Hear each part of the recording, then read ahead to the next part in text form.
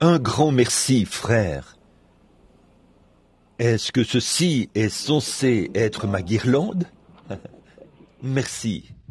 Bonsoir, mes amis. Je suis heureux d'être ici ce soir et très content que nous puissions tous être là. Je remercie le bon Seigneur pour ses merveilleux services d'hier soir. D'entendre, c'est la première fois que j'ai l'occasion de me trouver parmi ces gens depuis longtemps pour leur prêcher comme ça et les assister. Et hier soir, au moment où on sortait, le jeune homme a parlé. Il a dit que les gens n'apprécient pas quand je mène la réunion de cette manière. Quand je descends, imposer les mains aux gens. Ils pensent que peut-être, ils disent que quand l'appel se fait depuis l'estrade, c'est toujours un succès à 100%. Et il a dit, là vous ne faites que croire les gens sur parole. J'ai dit, eh bien, ils ont la foi, ils croient. Et quand je marchais parmi les fauteuils roulants, je croyais que c'était Billy qui marchait devant moi. Et je me suis tourné pour regarder, mais ce n'était pas Billy, c'était lui. Et quand je suis revenu sur l'estrade, le Seigneur s'est mis à prophétiser. Et il a dit, parmi ceux qui sont dans les fauteuils roulants, il y en aura qui marcheront dans l'auditoire. Certains en sortiront. Le jeune homme a dit, est-ce que ça va se produire? J'ai dit, observe simplement, et tu verras. Et là, hier soir, c'est vrai, ça fait 5 personnes paralysées qui ont quitté leur fauteuil roulant cette semaine. C'est merveilleux ce que notre Seigneur est en train de faire. Je crois qu'il fera de glorieux davantage ce soir. Ne pensez-vous pas? Nous croyons qu'il le fera. Bon, comme demain soir, c'est la fin de cette série de réunions. Vous avez été si bons vers nous. Vous êtes venus et vous vous êtes assis par temps frais et par temps de pluie. Et vous avez été très, très gentils. Et nous nous souviendrons toujours de vous. Et j'ai eu quelques petites difficultés c'est une bonne chose que vous ayez été gentils. Parce qu'il n'est pas d'usage que je parle aux gens comme ça ou que je prêche et que je fasse ensuite les appels à l'hôtel et tout. Pour une raison ou une autre, frère Moore n'est pas venu et frère Argenbright n'est pas venu. Mais frère Tom de l'Afrique du Sud est venu. Qu'il soit béni.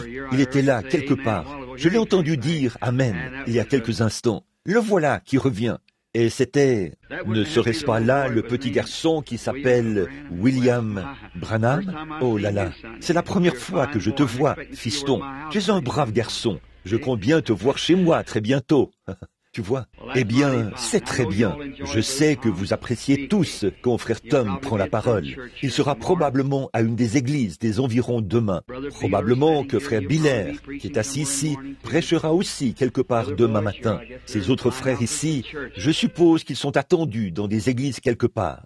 Bon, vous qui êtes ici et qui prenez part au service, les visiteurs, eh bien, trouvez-vous, une bonne église et allez-y demain matin. Tous ces ministres-ci représentent les églises du plein évangile de la région d'Atla ou de Mâcon. Et ils seraient heureux de vous accueillir dans leur église. Et en dehors du cher frère Palmer que voici, je n'ai même pas eu l'occasion de rencontrer les frères.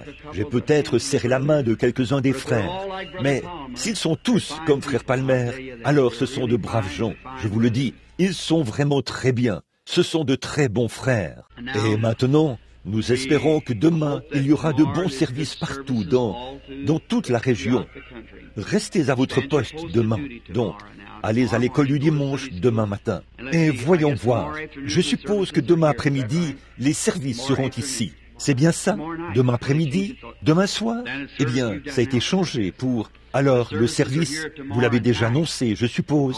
Très bien. Les services auront lieu ici demain soir. Très bien. Maintenant, que le Seigneur soit béni. Voilà notre prière sincère. Maintenant, comme sujet, juste pour méditer pendant un petit moment, et nous voulons dire une fois encore que nous remercions infiniment notre cher Seigneur pour tout ce qu'il a fait. Bon, Je crois que dans une série de réunions tenues pendant ce même nombre de jours, ici en Amérique, de voir 5 personnes paralysées être guéries en une seule réunion. Je crois que c'est ce que le Seigneur a fait de plus glorieux pour nous au cours de toute cette année. Bon, en Afrique ou dans certains autres pays, en Inde ou quelque chose comme ça, c'est différent. Mais ici, en Amérique, parce qu'on tient beaucoup de réunions, et autre chose, c'est que nous ne restons jamais 10 soirs d'habitude. Nous sommes là de 3 à 5 soirs, puis nous repartons. Alors, je le dis simplement pour que vous puissiez voir et savoir que je crois que vous avez une grande foi, et j'en suis si heureux. On a dit que beaucoup de gens ont rendu des témoignages. Frère Wood et les autres me parlaient aujourd'hui de gens qui ont rendu témoignage, d'avoir été guéris de toutes sortes de maladies et tout. Et il y en avait plusieurs qui étaient sur des lits de camp. Je crois que nous n'avons qu'un seul lit de camp ici ce soir. Dieu a pris soin de tous ceux qui étaient sur les lits de camp et tout. N'est-ce pas merveilleux? Dites, en passant, hier soir, au moment de venir sur l'estrade, l'un des premiers cas qui se sont présentés là était un cas qui faisait pitié à voir.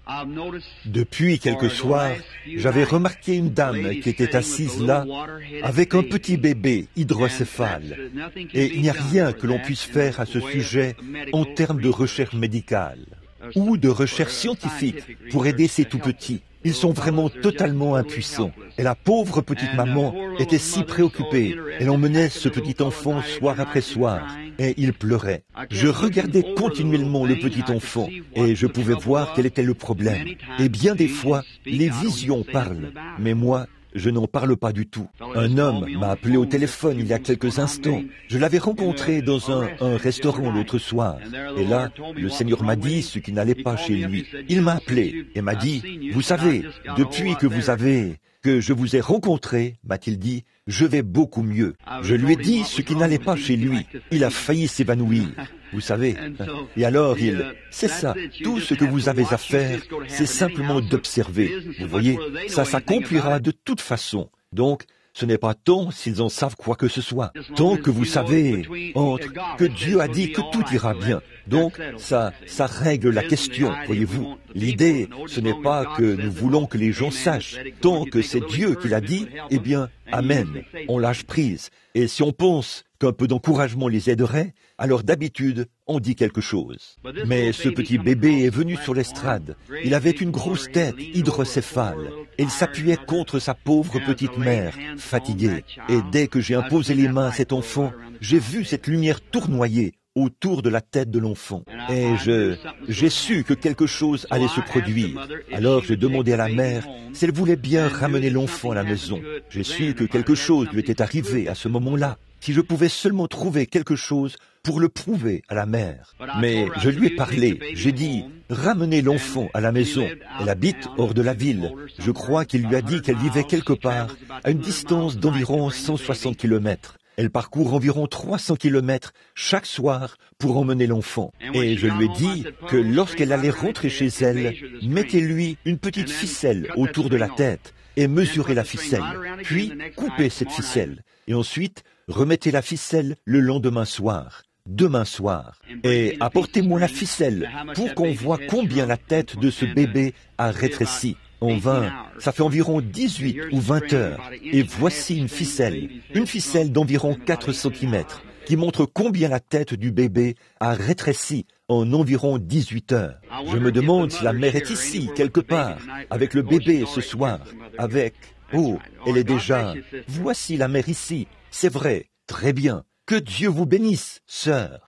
Bon, la raison pour laquelle j'ai fait cela, sœur, c'est pour vous encourager. J'ai prié pour beaucoup de choses que je n'ai pas obtenues, mais je ne crois pas, alors que je me tiens devant notre Créateur ce soir, avec sincérité, avoir demandé sincèrement quelque chose comme ça à Dieu, sans qu'il me l'accorde ou qu'il me dise pourquoi il ne pouvait pas l'accorder. Voyez? Alors, ces 4 centimètres de ce de rétrécissement de la tête de ce bébé en environ 18 ou 20 heures, c'est pour vous encourager. Voyez? Donc, continuez à croire, tout simplement.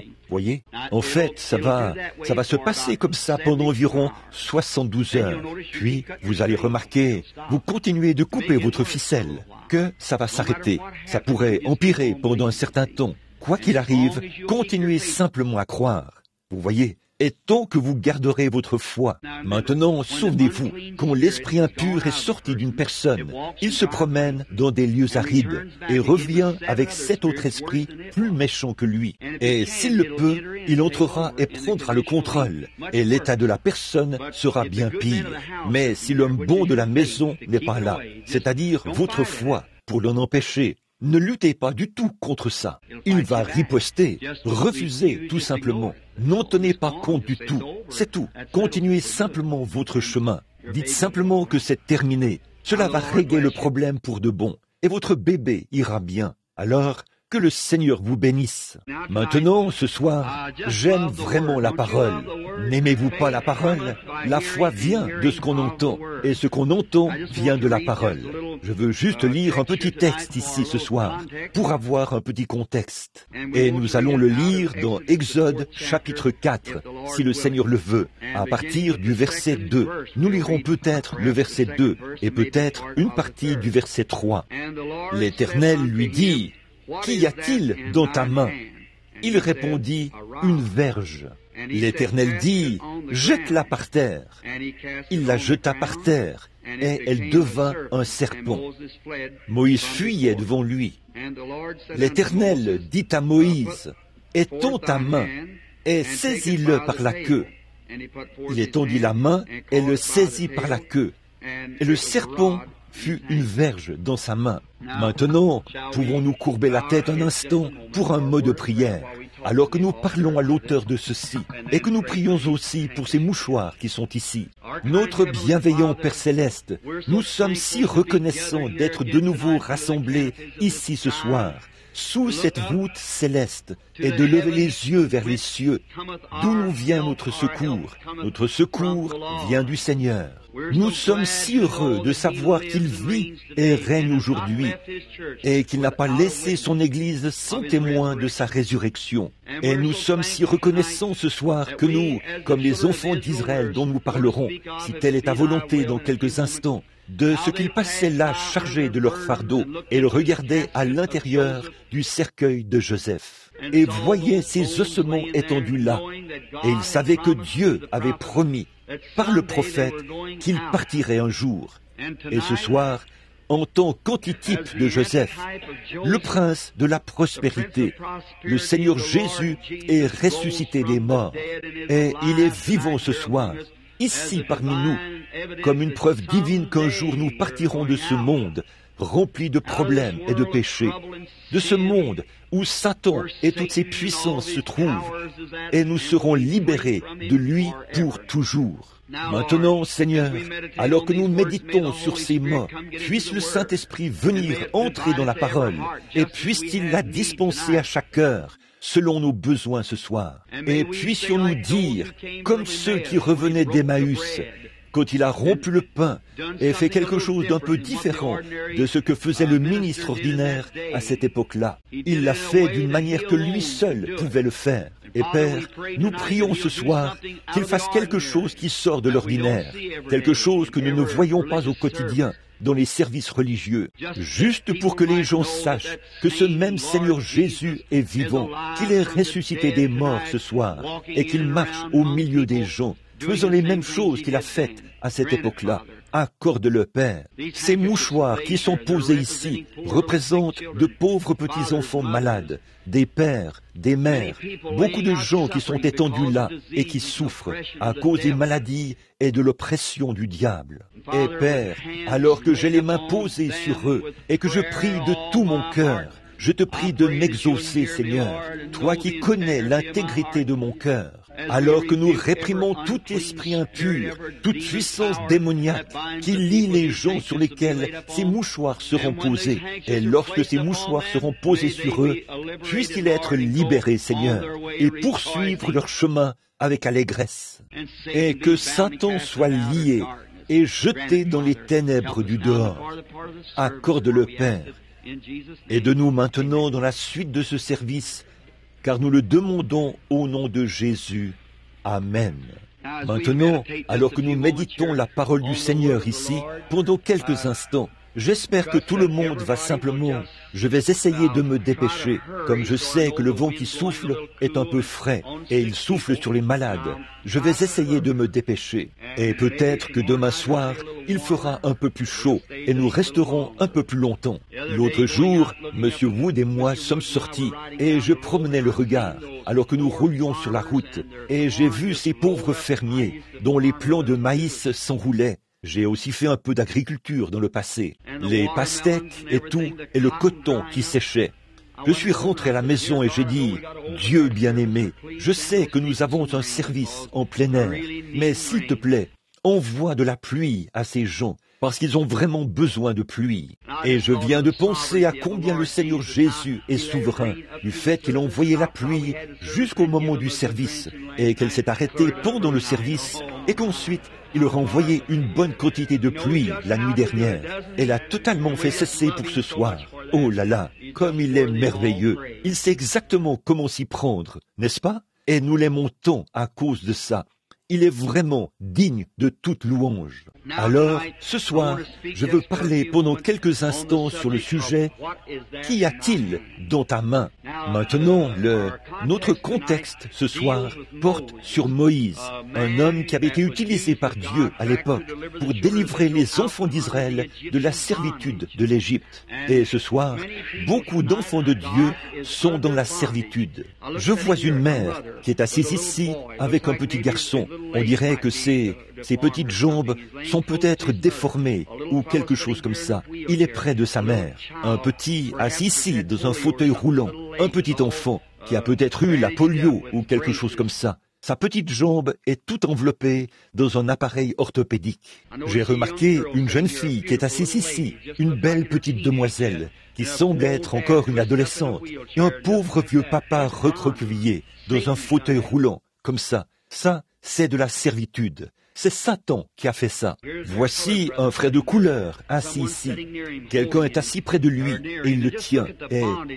Il est près de lui. Regardez donc la servitude dans laquelle Satan a mis les gens. Et Dieu est tout aussi, vous aime tout autant qu'il aimait ses Hébreux. Et quand Dieu avait envoyé Moïse là-bas, parce qu'il avait promis qu'il viendrait les libérer de cette servitude, et Dieu a promis qu'en ce dernier jour, il enverrait Jésus-Christ, le Saint-Esprit, au milieu de nous, pour libérer tous les malades et les affligés. Car il est écrit, et ce sont les dernières paroles qu'il a prononcées avant de quitter cette terre. Il a dit, « Allez par tout le monde, prêchez l'Évangile à toute la création. » Jusqu'où? L'âge des apôtres? Par tout le monde. L'Évangile n'a pas encore atteint le monde entier. Allez par tout le monde et prêchez l'Évangile à toute la création. Celui qui croira et qui sera baptisé sera sauvé, et celui qui ne croira pas sera condamné. Voici les miracles qui accompagneront ceux qui auront cru. En mon nom, ils chasseront les démons. Ils parleront de nouvelles langues. Ils saisiront des serpents, ou s'ils boivent des breuvages mortels, ça ne leur fera point de mal. S'ils imposent les mains aux malades, les malades seront guéris. C'est ce que dit la Bible. Jésus a été enlevé au ciel.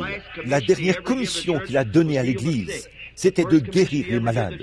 La première commission qu'il a donnée à l'Église, c'était de guérir les malades. Il a choisi ses 70 et ses 12. Il les a envoyés et leur a donné autorité sur les esprits impurs afin de chasser les démons et de guérir les malades. La première commission. La dernière commission, c'était d'aller par tout le monde guérir les malades. Quant à ce passage de l'Écriture, je sais que beaucoup de théologiens en ont discuté et ont conclu entre eux que ce passage de Marc 16, que je viens de citer, du verset 9 à la fin, ce n'était pas inspiré. Ceci me rappelle, je ne crois pas que la chair soit un endroit pour plaisanter, et je ne crois pas aux plaisanteries. Il faut garder la chair pure. Les plaisanteries, c'est là, à l'extérieur. Mais ceci, c'était juste une petite histoire qui est vraie. Ça pourrait avoir l'air d'une plaisanterie, mais ce n'en est pas une. Il y avait un jeune homme dans notre région du pays qui avait un appel au ministère. Sa mère, qui était une vieille dame vraiment remarquable, l'avait envoyé au loin dans un séminaire pour qu'il devienne ministre. Et pendant qu'il était là-bas, eh bien, au séminaire, à l'université, pour apprendre à prêcher et tout, alors là, sa mère est tombée malade, vraiment malade. Elle avait une pneumonie. On avait fait venir le médecin et bien entendu, il lui avait administré tout ce qu'il pouvait lui administrer. Et elle ne pouvait pas prendre de pénicilline puisqu'elle était allergique à cela. Il lui administrait donc des sulfamides et d'autres choses. Mais ça ne fonctionnait pas du tout. Eh bien, les poumons de cette femme avaient fini par être complètement congestionnés et elle était très mal en point. Aussi avait envoyé un télégramme à son fils pour lui dire de se tenir prêt, car il pensait que sa mère allait mourir d'un moment à l'autre. Et il fallait on voulait qu'il revienne à la maison. Il était très loin. Mais tout à coup, eh bien, il y avait une petite dame qui habitait au coin de la rue, qui faisait partie d'une mission du plein évangile. Elle habitait au coin de la rue et elle croyait à la guérison divine. Elle est donc allée voir la vieille dame. Et lui a dit, « Sœur, a-t-elle dit, notre pasteur et nous, qui sommes là-bas à notre église, nous croyons que Jésus est mort pour guérir les malades. Et si vous n'y voyez pas d'objection, pourquoi ne pas permettre à notre pasteur de venir prier pour vous? Peut-être que Dieu exaucerait sa prière et vous guérirait. » Elle a dit, « Ce serait très bien, faites-le venir. » Alors cet homme est venu, a prié pour elle, et elle s'est rétablie. Environ 1 an plus tard, son fils est rentré à la maison et ils étaient ensemble et parlaient de différentes choses. Il a dit, « Au fait, maman, a-t-il dit, on n'a jamais parlé de ce que le médecin t'avait donné pour que tu te rétablisses si rapidement, la fois où tu souffrais d'une pneumonie et que je me tenais prêt à venir. » Elle a dit, « Oh, fiston, a-t-elle dit, j'ai oublié de te le dire. » Il a dit, « Tu connais cette petite mission qui se trouve là-bas, au coin de la rue ?» Il a dit, « Oui. » Elle a dit, « Tu sais, une dame est venue ici et m'a dit d'inviter son pasteur à venir prier pour moi. » Et elle a ajouté, « Tu sais, il est venu et a lu un passage de la Bible dans Marc, chapitre 16, et a dit, « Ils imposeront les mains aux malades et les malades seront guéris. » Sais-tu que le Seigneur m'a guéri sur le champ? Eh bien, a-t-elle dit, a dit le jeune homme. Bon, écoute, maman, a-t-il dit, eh bien, ces gens-là sont des illettrés. Il a dit, vois-tu, ils ne comprennent pas. Il a dit, la guérison divine, ça n'existe pas. Il a dit, il n'y a rien de tel dans la Bible. Il a dit, ça, c'était autrefois. Il a dit, en fait, au séminaire, eh bien, nous avons appris que Marc 16, à partir du verset 9, ce n'est pas inspiré. La brave maman a dit, eh bien, Alléluia! Et il a dit, maman, voyons, a-t-il dit, tu agis comme ces gens-là. Et elle a dit, eh bien, gloire à Dieu. Il a dit, mais maman, qu'est-ce qui t'arrive? Elle a dit, je réfléchissais à ceci. Si le Seigneur a pu me guérir grâce à une parole qui n'est pas inspirée, qu'est-ce qu'il pourrait faire avec celle qui est réellement inspirée? Si cette partie-là n'est pas inspirée, donc, c'est vrai. Je crois qu'elle est entièrement inspirée, d'un bout à l'autre, et elle est totalement à notre disposition. Tout est à nous. Nous n'avons aucun besoin, ni aucun manque de quoi que ce soit. Dieu a fourni tout ce dont nous avons besoin pour ce voyage-ci. Tout a été fourni pour nous juste ici. Oh, tout. Chaque fois qu'un homme naît de nouveau de l'Esprit de Dieu, le Seigneur lui donne un chéquier assez pour lui permettre de tenir pendant tout son voyage. Et pour obtenir toute bénédiction rédemptrice, le bas de chaque chèque est signé du nom de Jésus. Remplissez-le tout simplement et émettez-le. Voyez s'il ne va pas l'honorer. C'est vrai, émettez-le tout simplement. Le dépôt a déjà été fait. Le dépôt a été fait au calvaire, car il était blessé pour nos transgressions, brisé pour notre iniquité. Le châtiment qui nous donne la paix est tombé sur lui, et c'est par ses meurtrissures que nous avons été guéris. Tout cela a été signé par son sang. C'est terminé. Tout, que celui qui veut vienne. Et cela a été prouvé. Il est éprouvé ici qu'il est ressuscité des morts et qu'il est vivant parmi nous ce soir. Il est notre libérateur. Nous qui sommes dans la servitude, quiconque est dans la servitude, Jésus-Christ est ici pour le libérer ce soir. Si vous croyez cela, bon, je ne suis pas ici pour vous libérer parce qu'il me serait impossible de le faire. Je n'ai pas été envoyé pour le faire. J'ai été envoyé pour prêcher l'Évangile. C'est tout. Christ est venu pour libérer. Bon, Moïse, quand il n'était qu'un nouveau-né, qu'une grande menace planait sur l'Égypte, et on tuait tous les enfants mâles. Et c'est juste à cette période-là que Moïse est né. Et quand sa mère a vu qu'il était un bel enfant, elle n'a pas craint la menace de Pharaon et ce qu'il faisait de tous les enfants. Alors, si vous regardez, mes amis, pour commencer, je veux que vous saisissiez bien ceci. Pour commencer, c'est que les dons et les appels sont sans repentir. C'est cela qui cause les ennuis. Voyez? N'essayez pas d'imiter quoi que ce soit. Soyez simplement ce que vous êtes dans le royaume de Dieu. Si vous êtes un doigt, soyez un doigt. Si vous êtes un nez, soyez un nez. Un œil, soyez un œil. J'espère que mon doigt ne décidera jamais de ne plus être un doigt parce qu'il n'est pas un œil. Ça va certainement me mettre hors service pendant un moment. Alors, c'est comme ça que nous devons tous prendre notre place et aller de l'avant. Mais l'ensemble du groupe, c'est le corps du Seigneur Jésus-Christ. Peu importe ce que c'est. Donc, cela montre que les dons et les appels sont sans repentir. Regardez Jésus. Il était la postérité de la femme depuis le jardin d'Éden. Il est né fils de Dieu. Moïse, c'était un bel enfant à sa naissance. Il était né pour être un libérateur. Il ne pouvait pas s'empêcher d'être prophète. C'est ce que Dieu avait fait de lui à sa naissance. Regardez Jean-Baptiste, 712 ans avant sa naissance, il était la voix de celui qui crie dans le désert. Regardez Jérémie, dans Jérémie 1,4, je crois. Dieu s'adressant à Jérémie a dit: « Je te connaissais et je t'avais consacré et je t'avais établi prophète des nations, avant même que tu sois conçu dans le sein de ta mère. » Là, on est obligé de croire à la prédestination et à la prédétermination. Absolument, c'est là. Les dons et les appels sont sans repentir. C'est ce que Dieu a établi dans l'Église. Je ne suis pas tout à fait d'accord avec mes frères de la dernière pluie là-dessus, sur le fait d'imposer les mains pour transmettre des dons spirituels. Je crois que vous avez mal compris cela. Voyez, ce n'est pas grave. Nous n'avons pas à nous disputer à ce sujet. Mais je crois que vous avez tort sur ce point. Voyez, Paul, dans Timothée, ils ont reconnu que Timothée était un ministre et un homme qui avait un don. On fait la même chose dans l'église baptiste et dans toutes les autres églises. Quand on voit un homme comme lui, on lui impose les mains. Non pas pour lui donner un don spirituel, mais pour lui donner la main d'association et notre bénédiction, afin qu'il exerce son ministère avec le don que Dieu lui a donné. C'est ça qui fait la différence, voyez-vous. Donc, si vous cherchez à lui donner un don, c'est ce que l'homme fait, voyez. Ça ne marchera jamais. Il est certain que ça n'a jamais été fructueux, et je ne pense pas que ça le sera un jour. Bon, mais quand c'est Dieu qui a fait quelque chose, c'est différent. Moïse s'est rendu compte qu'il était Moïse.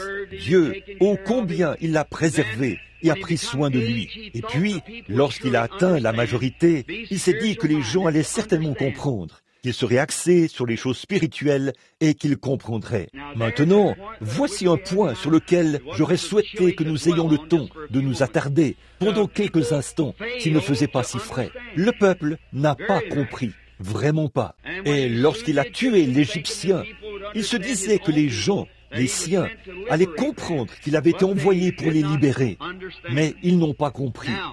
Maintenant, nous voyons alors qu'il s'est enfui au pays de Madian, et là, il a épousé une jeune fille éthiopienne du nom de Séphora. Moïse, au début, avait un tempérament très colérique. Ça, nous le savons. Dieu a dû faire sortir ça de lui. Alors il a épousé cette jeune fille et s'est mis au service de son beau-père. Il gardait les moutons derrière le désert. Un jour, je peux bien m'imaginer ce vieillard qui a maintenant 80 ans. 2 enfants lui étaient nés là-bas. Et voilà qu'il était là maintenant à garder les moutons. Il n'était qu'un berger, un homme, qui était en dehors de la volonté de Dieu, un meurtrier qui était maintenant là-bas en tant que berger. Mais si Dieu a prédestiné quoi que ce soit, cela s'accomplira aussi sûrement que Dieu est dans le ciel. Donc, ça s'accomplira de toute façon. Rien au monde ne peut empêcher Jésus-Christ de revenir une seconde fois. Dieu a décrété qu'il en serait ainsi. Il n'y a absolument aucun moyen pour vous d'arrêter le message de la guérison divine. Vous pouvez combattre cela autant que vous le voulez, mais Dieu a décrété que cela devait aller de l'avant. Et ça va de l'avant. C'est vrai, peu importe si quelqu'un, de ces pierres, Dieu peut susciter des enfants à Abraham. Donc la meilleure chose à faire, c'est de se joindre au programme de Dieu et d'avancer avec l'Église. C'est, à ma connaissance, la meilleure chose à faire. Tenez, il y a quelque temps, j'étais là-haut, dans la Statue de la Liberté, et je suis allé dans ce bras-là. Et lorsque j'ai regardé par la fenêtre, j'ai vu un tas de petits moineaux qui étaient morts. Ils étaient étendus partout là, à l'extérieur. Et m'adressant au guide, j'ai dit, « Dites donc, qu'est-ce qui se passe ? Ces petits moineaux sont morts. » Il a dit, « Monsieur, il y a eu un orage hier soir, et ces petits oiseaux se sont mis à tourner tout autour, et ils ont volé par ici, dans la lumière de cette statue de la liberté. Et au lieu de suivre la lumière, pour se mettre à l'abri, ils sont venus se fracasser la cervelle en essayant d'éteindre la lumière. La seule chose qui pouvait les aider, c'est ce qu'ils essayaient d'éteindre, et ils se sont tués à la tâche. » J'ai dit, gloire à Dieu, il se peut que des incrédules s'élèvent de concert, et que sais-je encore, des sceptiques, des incroyants, mais plus vous éteignez la lumière, que vous essayez d'éteindre la lumière de Dieu, plus vous vous frappez à mort et tombez en disgrâce. Et la lumière de Dieu continuera à briller tout au long des âges. C'est vrai, Dieu continuera à avancer malgré tout ce que n'importe qui peut faire. La meilleure chose à faire, c'est de vous joindre à lui et d'avancer avec le flot du Saint-Esprit. Et un jour, quand Moïse était là-bas, derrière le désert, je m'imagine qu'il était un peu découragé, alors qu'il marchait en se remémorant ce qui s'était passé en Égypte et tous ses amis. Et voici qu'il était marié avec quelqu'un d'une autre race et qu'il gardait les moutons de son beau-père. Il a levé la tête pour regarder là-bas. Il a vu un buisson en feu et il a trouvé bizarre que le buisson ne se consume pas. Donc, Dieu essayait d'attirer l'attention de Moïse. Et qu'est-ce que j'en sais? Qu'est-ce que vous en savez? Si cette série de réunions a eu lieu Dieu l'a organisée ici pour attirer l'attention de certains d'entre vous qui font partie de ces églises qu'il y a par ici, qui ne savent pas que Dieu est ressuscité des morts et que Jésus est vivant ici ce soir et qu'il guérit les malades et les affligés. Peut-être qu'il vous a fait venir ici pour que vous voyiez ces boiteux, ces infirmes et ces gens déformés se lever de leur fauteuil roulant et s'en aller en marchant,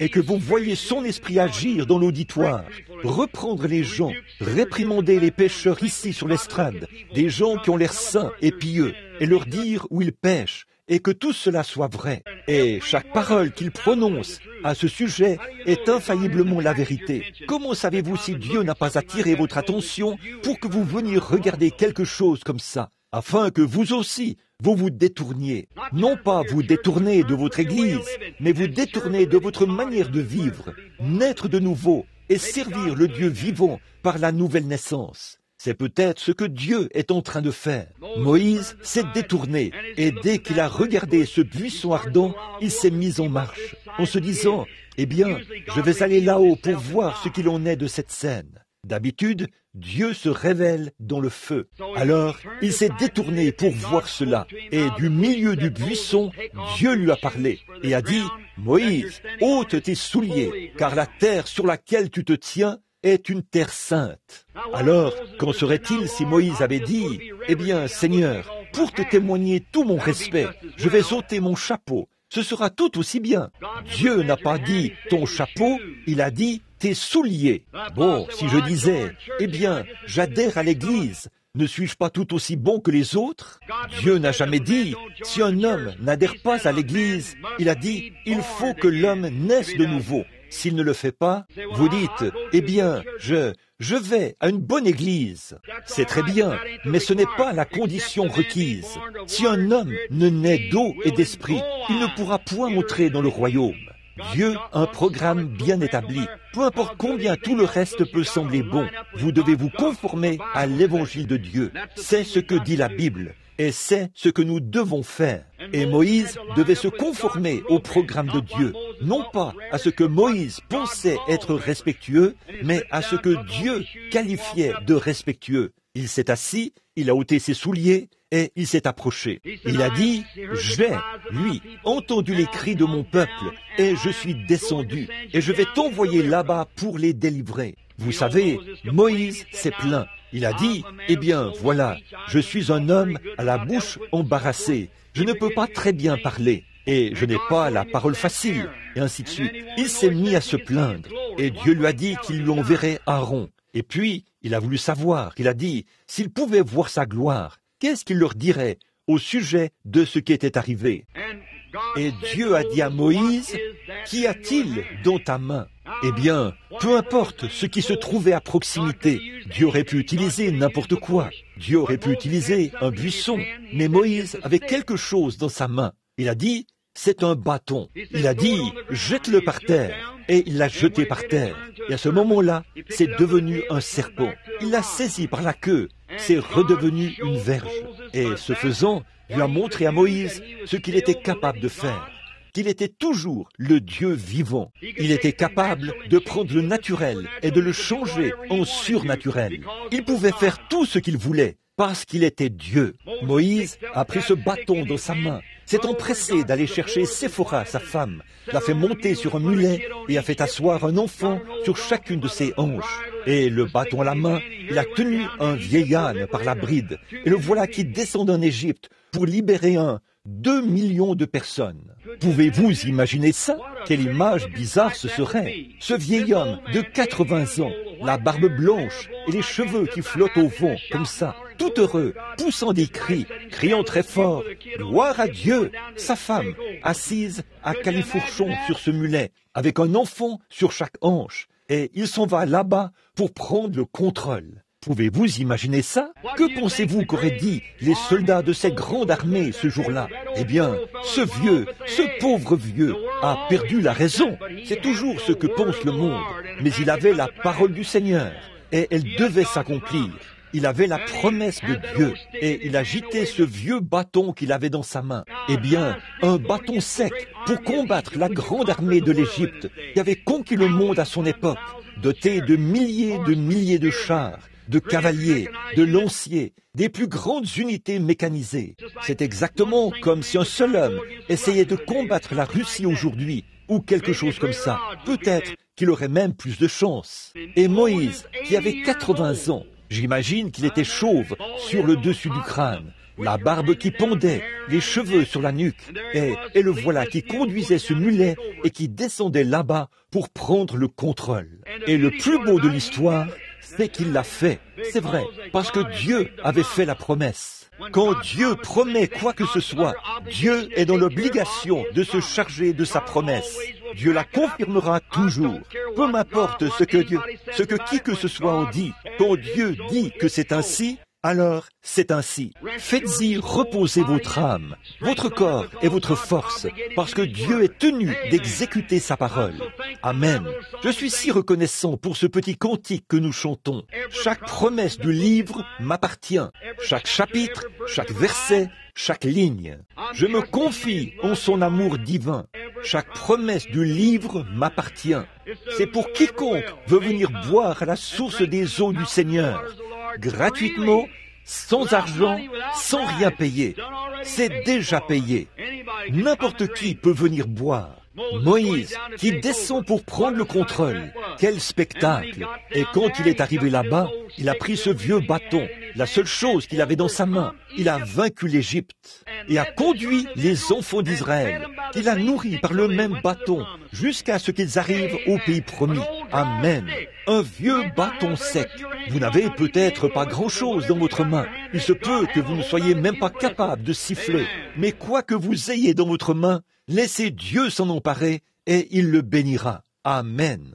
Si vous ne pouvez pas faire plus que de témoigner à votre prochain, si vous ne pouvez pas faire plus que de lever la main et dire « Oh Dieu, j'accepte chaque parole de cela », prenez ce que vous avez dans la main et faites ce que vous pouvez pour la gloire de Dieu. Une fois, un petit garçon est allé voir Jésus. Il avait avec lui 4 ou 5 petits pains et du poisson. Bon, dans la main du petit garçon, ce n'était pas grand-chose. Mais une fois dans les mains du Seigneur Jésus-Christ, il a béni cela et a nourri 5000 personnes. La petite chose que vous avez, c'est peut-être une petite étincelle de foi qui est là en vous, du fait que vous croyez qu'il est ressuscité des morts. Pour vous, ce n'est pas grand-chose, mais relâchez cela une fois, dans un témoignage. Ça pourrait amener des centaines de personnes à venir au Seigneur Jésus-Christ. Si vous êtes assis là, malade ou infirme, et que vous avez une toute petite parcelle de foi, relâchez cela ce soir et dites, Seigneur Jésus, voici tout ce que j'ai pour faire confiance à ta parole. Et me voici, c'est à toi de faire le reste. Dieu vous dira aussi le reste. Tout ce que vous avez à faire, c'est de relâcher cela et de le laisser s'en occuper. Quel genre d'atome Jésus a-t-il relâché à ce moment-là? Il a pris ses poissons, il les a nourris, non pas de poissons crus ou de poissons vivants, mais il les a nourris de poissons cuits et de pain cuit. Amen. Je ne sais pas où il les a pris. Quoi qu'il en soit, il les a nourris et ils en ont mangé. Comme l'a dit cet homme, il n'y a pas longtemps, il a dit, « Vous croyez cette histoire à propos d'Élie et des corbeaux lorsqu'ils s'étaient installés là-haut ?» J'ai dit, « Oui, monsieur, j'en crois chaque mot. » C'est vrai. Les gens pensaient qu'Élie était fou, installé là-haut, sur la montagne. Et là, il buvait de l'eau chaque fois qu'il en avait besoin, tandis qu'en bas, les bourgeois et ceux de la haute société mouraient de faim. Et eux, il le traitait de fou. Il était dans une meilleure situation que beaucoup de gens. Il avait des serviteurs de couleur qui lui portaient à manger chaque fois qu'il avait faim. Ça, c'est mieux que beaucoup de gens qui sont assis ici ce soir. C'est vrai, chaque fois qu'il avait faim, voici un corbeau qui arrivait avec un sandwich. Il le lui donnait, puis repartait en volant. Il s'agenouillait là et buvait de l'eau quand il en avait besoin. Il était dans la volonté de Dieu. Il avait pris Dieu au mot. Amen. C'est tout ce que vous avez à faire. C'est d'accepter sa parole. Quelqu'un a dit, « Voyons, frère Branham, voulez-vous vraiment dire que des corbeaux lui apportaient un sandwich ?» J'ai dit, « Oui, monsieur. » Il a dit, « Eh bien, où ces corbeaux les trouvaient-ils » J'ai dit, « Je ne sais pas. Les corbeaux allaient les chercher et les apportaient à Élie, et il les mangeait. » J'ai dit, « C'est pareil pour le Saint-Esprit. Vous vous moquiez de moi parce que je poussais des cris. » J'ai dit, « Je ne peux pas vous dire d'où ça vient. C'est le Saint-Esprit qui me l'apporte. Je le mange, tout simplement, et j'aime cela, et je vis par cela.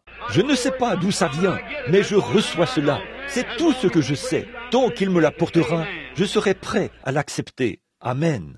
Vous dites, comment cet homme va-t-il marcher s'il ne va pas chez le médecin? Je n'y peux rien. Quand Dieu le dit, il marchera de toute manière. Attendez, vous verrez. C'est à Dieu de prendre soin de sa parole. Il veille à ce qu'elle s'accomplisse. Et il est tenu de l'accomplir. Et il le fera dans tous les cas. Amen. Pour tout homme ou toute femme qui osera le prendre au mot. Oh là là, c'est la vérité. Oui, monsieur. Moïse est allé là-bas et il a fait exactement ce que le Seigneur lui avait dit de faire, pourvu que vous preniez simplement ce que vous avez dans la main et que vous le remettiez à Dieu. Eh bien, quelque temps après, il y avait un jeune homme, une fois, du nom de David, un jeune berger qui vivait sur le flanc de la colline et qui faisait paître les brebis de son père. Mais il savait que la bénédiction du Seigneur reposait sur lui. Donc, il savait que Dieu était avec lui. Et un jour, quand l'armée d'Israël s'était rassemblée pour se battre contre les Philistins, eh bien, son père Isaïe a dit, « Bon, je vais t'envoyer voir tes frères. Prends avec toi des raisins secs et tout, et va là-bas voir comment vont tes frères. » Deux des garçons les plus âgés étaient allés à la guerre. Alors, David y est allé. Et vous savez, lorsqu'il est arrivé là-bas, il a vu un spectacle. Les Philistins étaient rassemblés d'un côté et Israël de l'autre. Saül était assis là. Il mesurait environ 2,20 mètres ou quelque chose comme ça. Un grand gaillard, à l'allure princière. Mais là-bas, de l'autre côté du vallon, il y avait l'armée des Philistins. Et ils avaient un grand adversaire, ou un grand champion, du nom de Goliath. Oh, il mesurait environ 2,90 mètres. C'était un vrai colosse. Et quand le diable sait qu'il a le dessus sur vous, il ne se prive certainement pas de vous en mettre plein la vue, s'il le peut. Alors, il s'est placé là-bas, sur le flanc de la colline, et a dit, « Je vous propose un marché, à vous tous. Ne provoquons pas d'effusion de sang. » Voyez, il était grand de taille, et il avait un avantage sur chacun d'eux.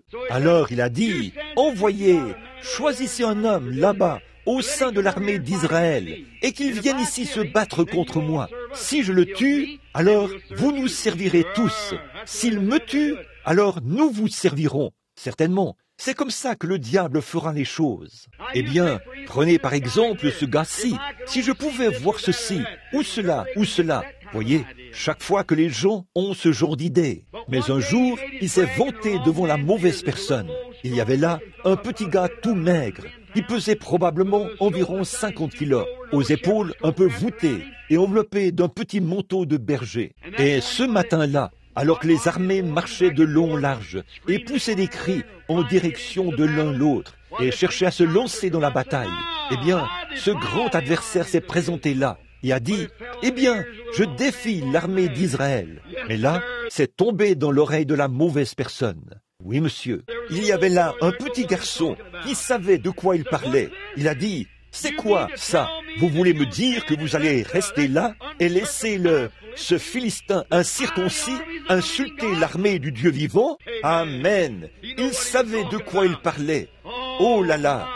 Goliath, là, tu as eu tort de te vanter. Et quand David a entendu ça, alors son frère a dit, « Bon, écoute, je connais la malice de ton cœur, là. Alors, arrête de parler ainsi. » Certains disaient, « Eh bien, il pourra épouser la fille du roi, et le roi le comblera de richesses, et la maison de son père sera affranchie en Israël, et ainsi de suite. » Il a dit, « De quoi parlez-vous, là? Oh là là, un petit bonhomme de rien du tout. » C'est comme ça qu'il... Eh bien, vous ne pouvez pas juger sur les apparences. C'est vrai, ne jugez pas sur les apparences. On juge sur ce qu'il y a dans le cœur.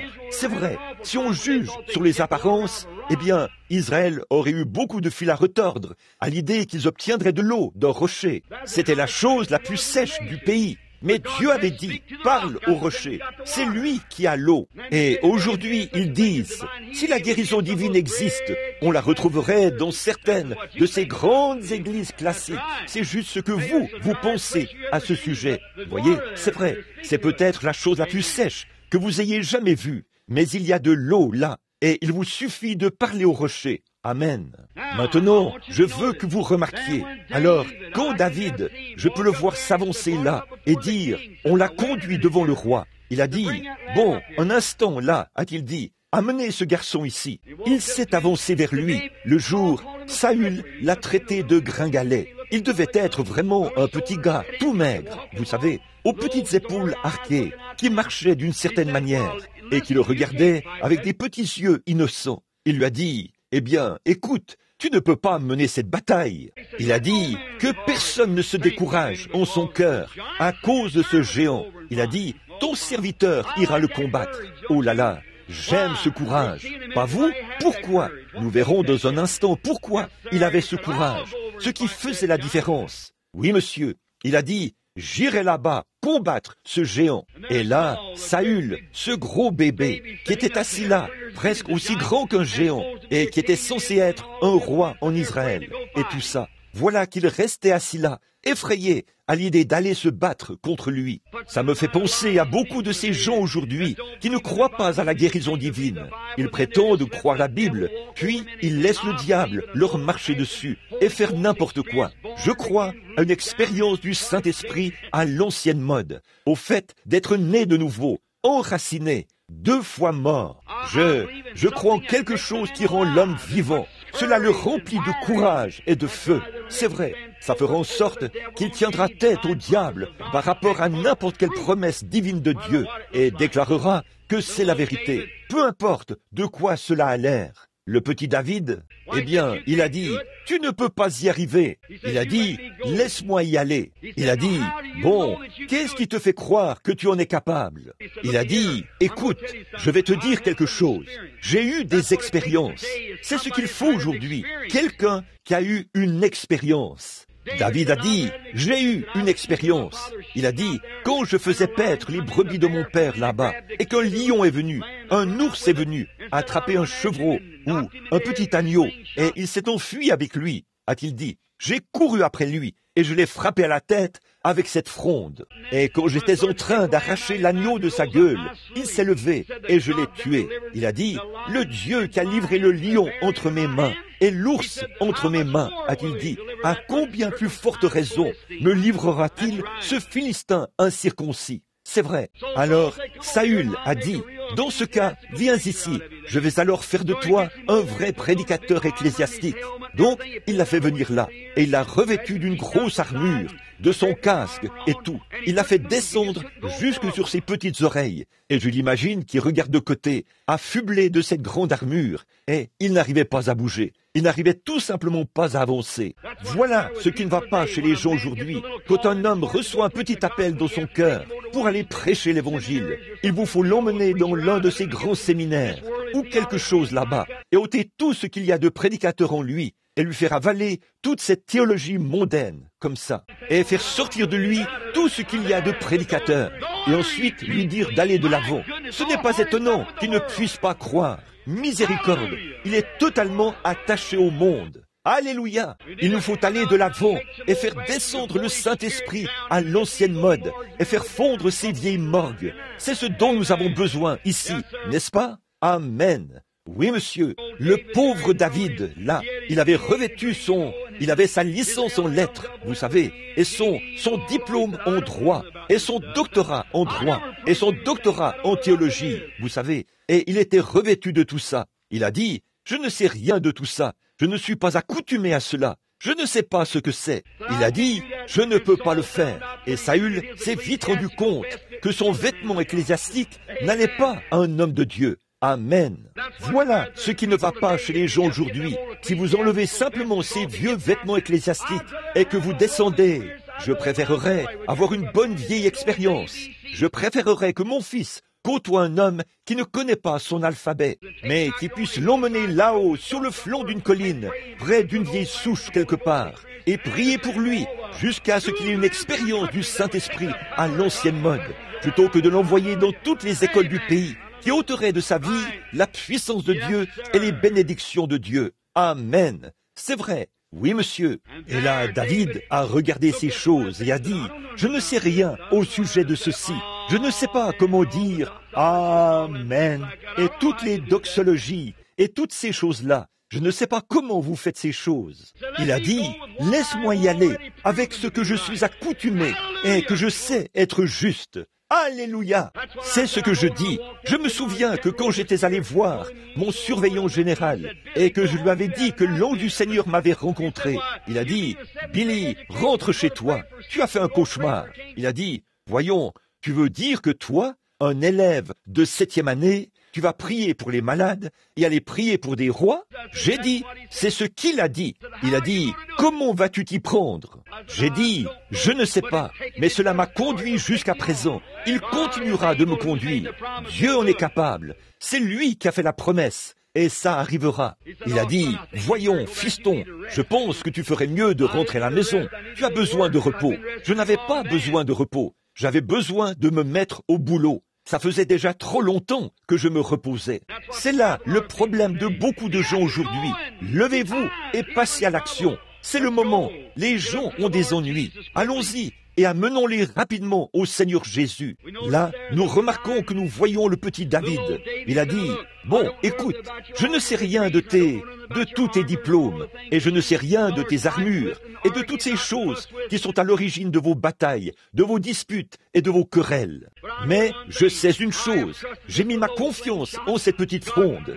Dieu m'a délivré du lion par cette fronde. Il m'a délivré de toutes ces autres choses par cette fronde. Et Dieu me délivrera de ce Philistin incirconcis par cette fronde. Je sais que quand j'étais un pécheur, perdu et dans le monde, qui se mourait sans Christ, le Saint-Esprit m'a sauvé. Je sais que quand je suis là, le Saint-Esprit me rend heureux. Je sais que quand j'ai besoin de nourriture, le Saint-Esprit me nourrit. À combien plus forte raison le Saint-Esprit me guérira-t-il si je suis malade, puisque Dieu l'a promis. Je ne sais pas ce qu'il en est de vos autres choses, mais je sais que Dieu a fait une promesse. C'est la promesse de Dieu, et Dieu s'en tiendra à sa promesse. Qu'y a-t-il dans ta main, David? Il a dit, une fronde.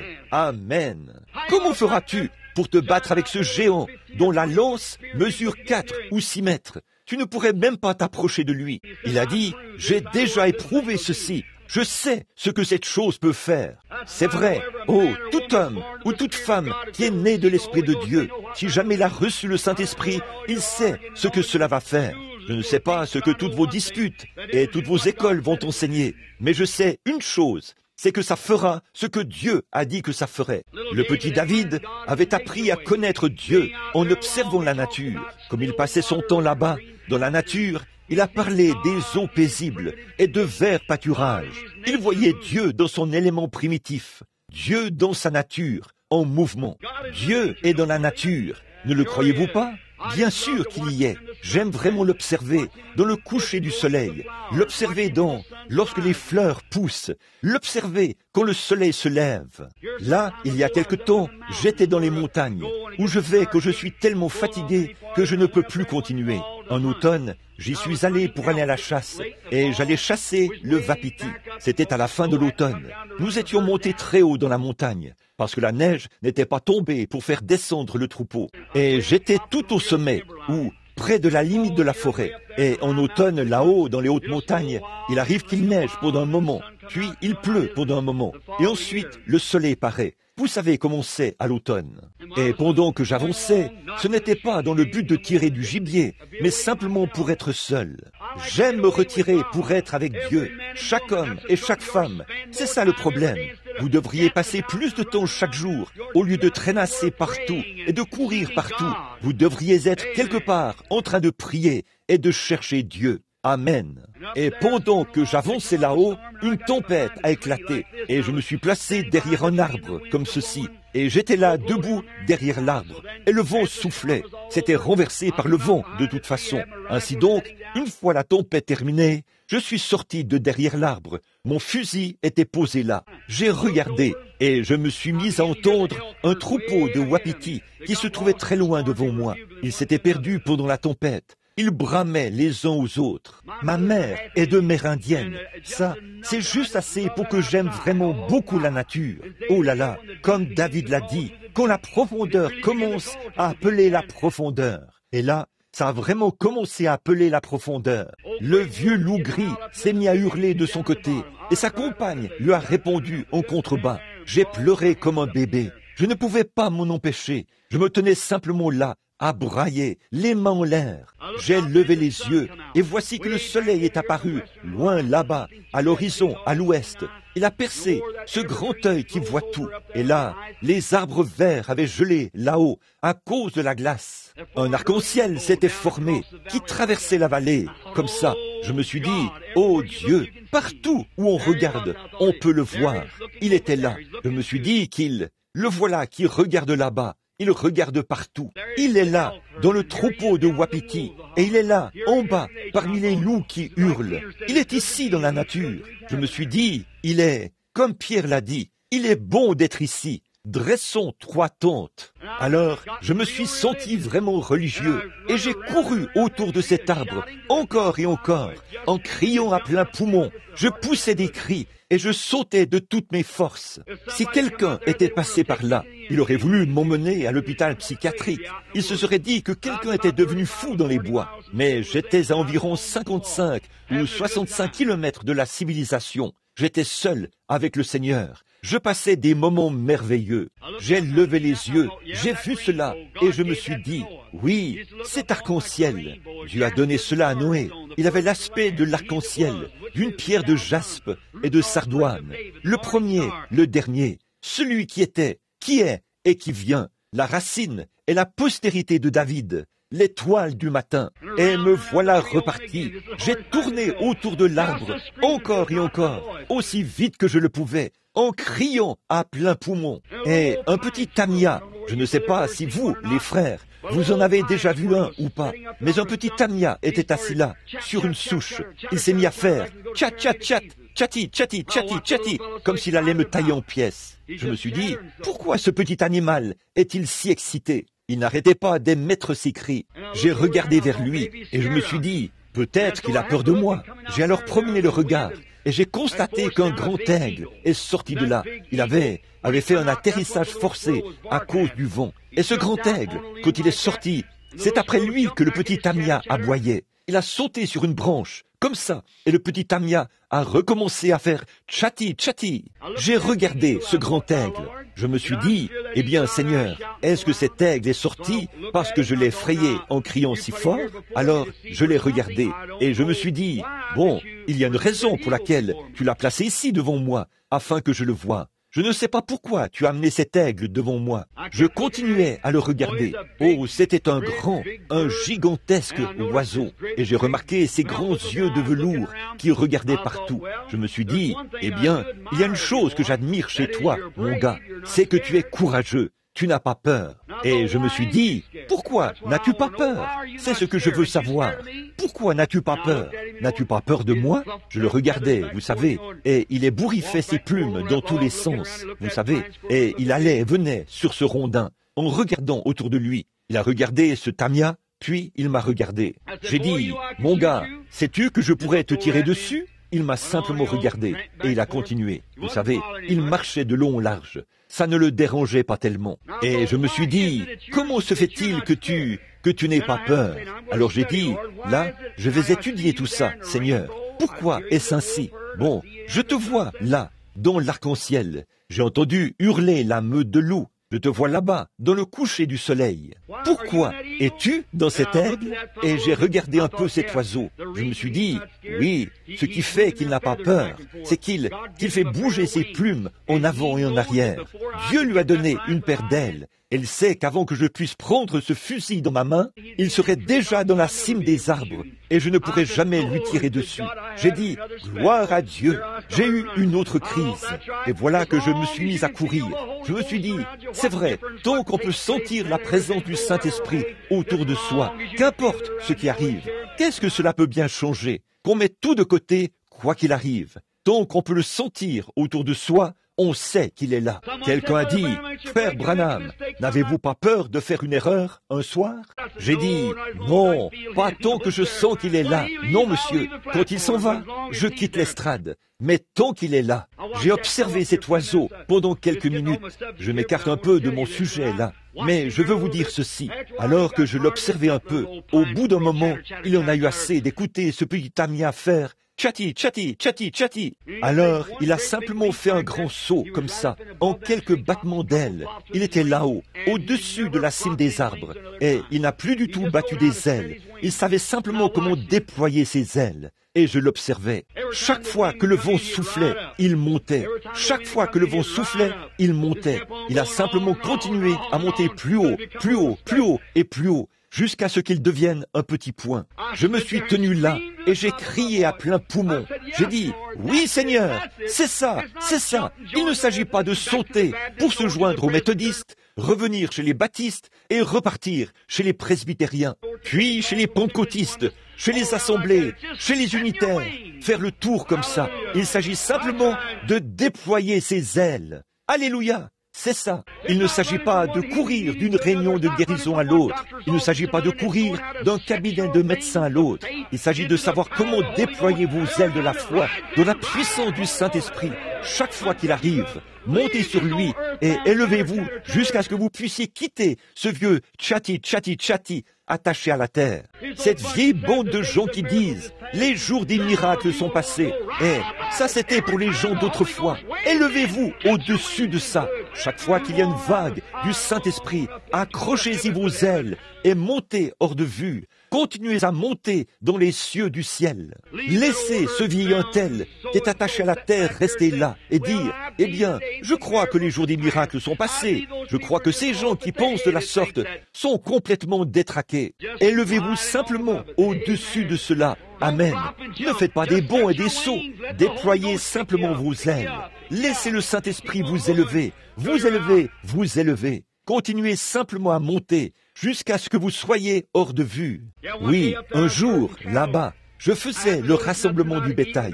J'ai remarqué aucune chose au sujet d'un aigle ou une autre chose au sujet d'un aigle. Une vieille mère aigle, quand elle fait son nid, elle le fait avec des branchages et tout. Et ça sent mauvais tout autour de cela. Alors, quand les aiglons apprennent à voler, j'avais remarqué, j'ai attaché les rênes de mon cheval à une branche et je me suis approché. J'observais avec des jumelles. J'ai vu cette vieille maman aigle tout là-haut. Elle faisait quelque chose. Elle battait des ailes, là-bas dans les airs. J'ai braqué mes jumelles sur elle et je l'ai observée parce que nous conduisions le bétail. J'ai regardé là-haut et je l'ai vue. Elle faisait sortir ses petits. Et là, elle n'arrêtait pas de déplacer ses petits en les poussant encore et encore. Au bout d'un moment, elle les a tous fait monter sur ses ailes et elle les a sortis de ce vieux nid qui sentait mauvais. Elle est descendue dans la vallée, puis elle a tendu ses grandes ailes sur le sol, comme ça. Et quand elle a fait, tous ces aiglons sont descendus et se sont mis à marcher autour, là. C'était la toute première fois qu'ils posaient les pattes sur de l'herbe. Oh, comme ils passaient des moments merveilleux. J'ai dit, Seigneur, si ce n'est pas là un réveil du Saint-Esprit à l'ancienne mode, je n'en ai jamais vu un de toute ma vie. C'est vrai. J'ai dit, regarde-les, de ce vieux nid puant, là-haut, vous savez, où il y avait de la puanteur, des ronces et tout. C'est la manière de Dieu de faire les choses. Il vous porte sur les ailes d'un aigle et vous emmène hors des vieilles choses puantes du monde, dans ce lieu où tout est possible et vous êtes libre au possible. Amen. Puis j'ai remarqué qu'il courait ça et là. Il prenait une petite bouchée d'herbe ici, puis courait un peu et prenait une petite bouchée ici et il jouait. Ils s'en donnaient à cœur joie. Il n'y avait aucune condamnation. Je me suis dit, eh bien, qu'est-ce que cette vieille mère va faire? Après qu'elle a vu que ses petits commençaient à jouer follement et qu'ils passaient de bons moments, elle a de nouveau déployé ses ailes. Elle est montée jusqu'au rocher le plus haut qu'elle a pu trouver. Elle s'est posée là, elle s'est perchée, elle s'est mise à regarder autour d'elle. Oh là là, je me suis dit, c'est exact, quand le Seigneur Jésus m'a retiré du bourbier et m'a placé sur le rocher, Jésus-Christ, il a escaladé les remparts de la gloire, s'est assis dans les lieux très hauts et il a regardé en bas. Il a l'œil sur le passereau et je sais qu'il veille sur moi. Aucun mal, aucun danger, rien d'autre ne peut arriver tant que nous sommes dans sa divine présence. Amen. Advienne que pourra. Même la mort elle-même a perdu son aiguillon, car il se tient là-bas, dans la gloire ce soir. Ses yeux observent cette réunion pour voir exactement ce qui va arriver, pendant que ses petits se rassemblent autour du trône de Dieu. Ils se réjouissent dans la parole de Dieu et poussent des cris dans la présence de Dieu. Oh là là, sans le moindre souci du monde. Ces petits aigles n'avaient pas besoin de faire attention à quoi que ce soit. Eh bien, si un coyote s'avisait de se diriger vers l'un d'eux, il recevrait la pire correction qu'il ait jamais reçue de sa vie. Amen. Oh là là. Entre-temps, elle était perchée là-haut, et au bout d'un moment, je suis resté là environ 2 heures à l'observer. Un petit vent du nord a soufflé. Un petit éclair vert a rapidement traversé le ciel. La tempête arrivait. Et quand elle a poussé un cri, après avoir quitté ce nid là-haut, elle a volé vers le bas, comme ça, a poussé un cri. Et tous ces aiglons qui étaient éparpillés partout dans cette petite prairie se sont tous mis à courir. Elle a déployé ses ailes comme ça. Chacun de ces aiglons a simplement couru et a sauté sur son aile et accroché une plume avec son petit bec, comme ça. Elle a levé ses grandes et puissantes ailes, tandis que cette tempête descendait de la colline en hurlant à 100 km à l'heure. Elle s'est dirigée vers le rocher aussi vite que possible et les a mis à l'abri. Je me suis dit, oui, un de ces jours, un cri retentira d'en haut. Le Seigneur Jésus viendra déployer ses grandes ailes et tous ces petits sauteront sur les bras de la vieille croix rugueuse. Et nous serons emportés et mis à l'abri au jour de sa venue, jusqu'à ce que la tempête de la vie soit passée. Oh, quelle merveille! Si on observe Dieu dans sa nature. David avait vu cela et il savait que Dieu existait et que Dieu apporterait la délivrance. Il avait vu Dieu dans sa nature. Aussi a-t-il dit, « Donne-moi cette petite fronde. J'ai déjà éprouvé cela. La seule chose que je connaisse, c'est cette fronde. » Et ça, c'est tout ce qu'un croyant connaît. C'est que Dieu l'a dit. Et ça, c'est la vieille fronde. En tout temps, je mettrai ma confiance en cela contre tout ce que le diable peut présenter. Amen. C'est la parole de Dieu. La parole de Dieu seule vaincra Satan en tout lieu, en tout temps, dans n'importe quelle condition. Si un homme ou une femme ose la prendre Dieu au mot. Amen. Et je peux le voir à ce moment-là, alors qu'il a dit, eh bien, vas-y, que le Seigneur soit avec toi. Il est allé là-bas, dans la vieille vallée, à chercher et à trouver 5 petites pierres qu'il a mises dans son petit sac. Il en a mis une dans sa fronde et est allé à la rencontre de Goliath. Et Goliath l'a regardé, il a dit, suis-je un chien? Eh bien, il l'a maudit au nom de ses dieux. Il a dit, je vais te saisir, toi, espèce de petit gringalet exalté, toi, là, t'embrocher avec cette lance et te suspendre en l'air, afin que les oiseaux te dévorent pendant un moment. Oui, monsieur. Vous dites, David n'était pas un exalté. Oui, il l'était, ce que vous appelez un exalté. Quand l'arche de l'Éternel était sur le point d'entrer, il est sorti et a dansé devant l'arche de toute sa force, et sa femme s'est moquée de lui. Il a dit, tu n'aimes pas ça? Regarde bien ceci. Et le voilà qui est reparti à danser encore, et encore, et encore, et encore, autour de l'arche. Si ça, ce n'est pas un exalté contemporain, alors je n'en ai jamais vu un de ma vie. Bien sûr qu'il en était un. Amen. Quelqu'un a dit, frère Branham, vous avez un peu de ça, là, cette nouvelle sorte de religion, n'est-ce pas? J'ai dit, non, j'ai une bonne dose de l'ancienne. Amen. Il a dit, je veux dire, cette religion où on pousse des cris. J'ai dit, c'est la plus ancienne religion jamais connue. J'ai dit, Dieu a demandé à Job, où étais-tu quand je fondais les mondes, alors que les étoiles du matin éclataient en chants d'allégresse, et que les fils de Dieu poussaient des cris de joie, 10 000 ans avant même que le monde soit formé. Amen. Vous allez me traiter d'exalté de toute façon. Alors, autant vous préparer et vous y habituer. Remarquez, frère, permettez-moi de vous dire quelque chose. David savait, et il a enroulé sa vieille fronde. Il s'est avancé là et a dit, tu marches contre moi en Philistin, au nom d'un Philistin, avec une armure et une lance. Mais moi, je marche contre toi, au nom de l'Éternel, le Dieu d'Israël, cette armée que tu as insultée. Et il a dit, aujourd'hui, je donnerai ton cadavre aux oiseaux et aux animaux des champs, et je prendrai la chair de tous ces Philistins. Puis ce gars-là, s'est lancé à sa poursuite. Maintenant, regardez David, lorsqu'il a franchi ce petit torrent en courant, qu'il a traversé pour aller à sa rencontre. Et là, qu'avait-il dans la main? Voici ce que David avait. Il avait 5 pierres, F-O-I, F-A-I-T-H en anglais, dont 5 doigts enroulés autour de J-E-S-U-S.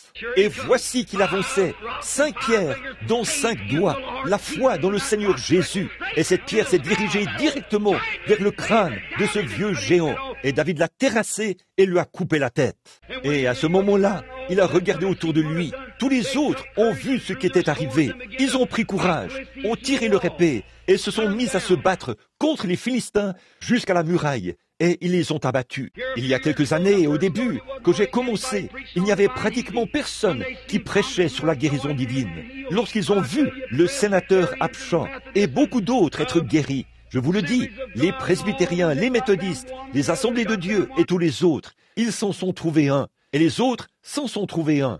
L'Église de Dieu s'en est trouvé un, Oral Roberts. Et l'autre a trouvé quelqu'un d'autre. Et frères, nous taillons en pièces les Philistins, de droite à gauche. Alléluia, parce que chaque cœur prend courage ce soir. Et on n'en a pas encore raconté la moitié, car Jésus-Christ, le Fils de Dieu, a fait la promesse. Qu'y a-t-il dans votre main ce soir? Quoi que vous ayez, utilisez cela pour la gloire de Dieu. Je peux voir un homme là-bas, du nom de Samson. Un jour, il est allé là-bas, et les Philistins y avaient fait un peu de dégâts.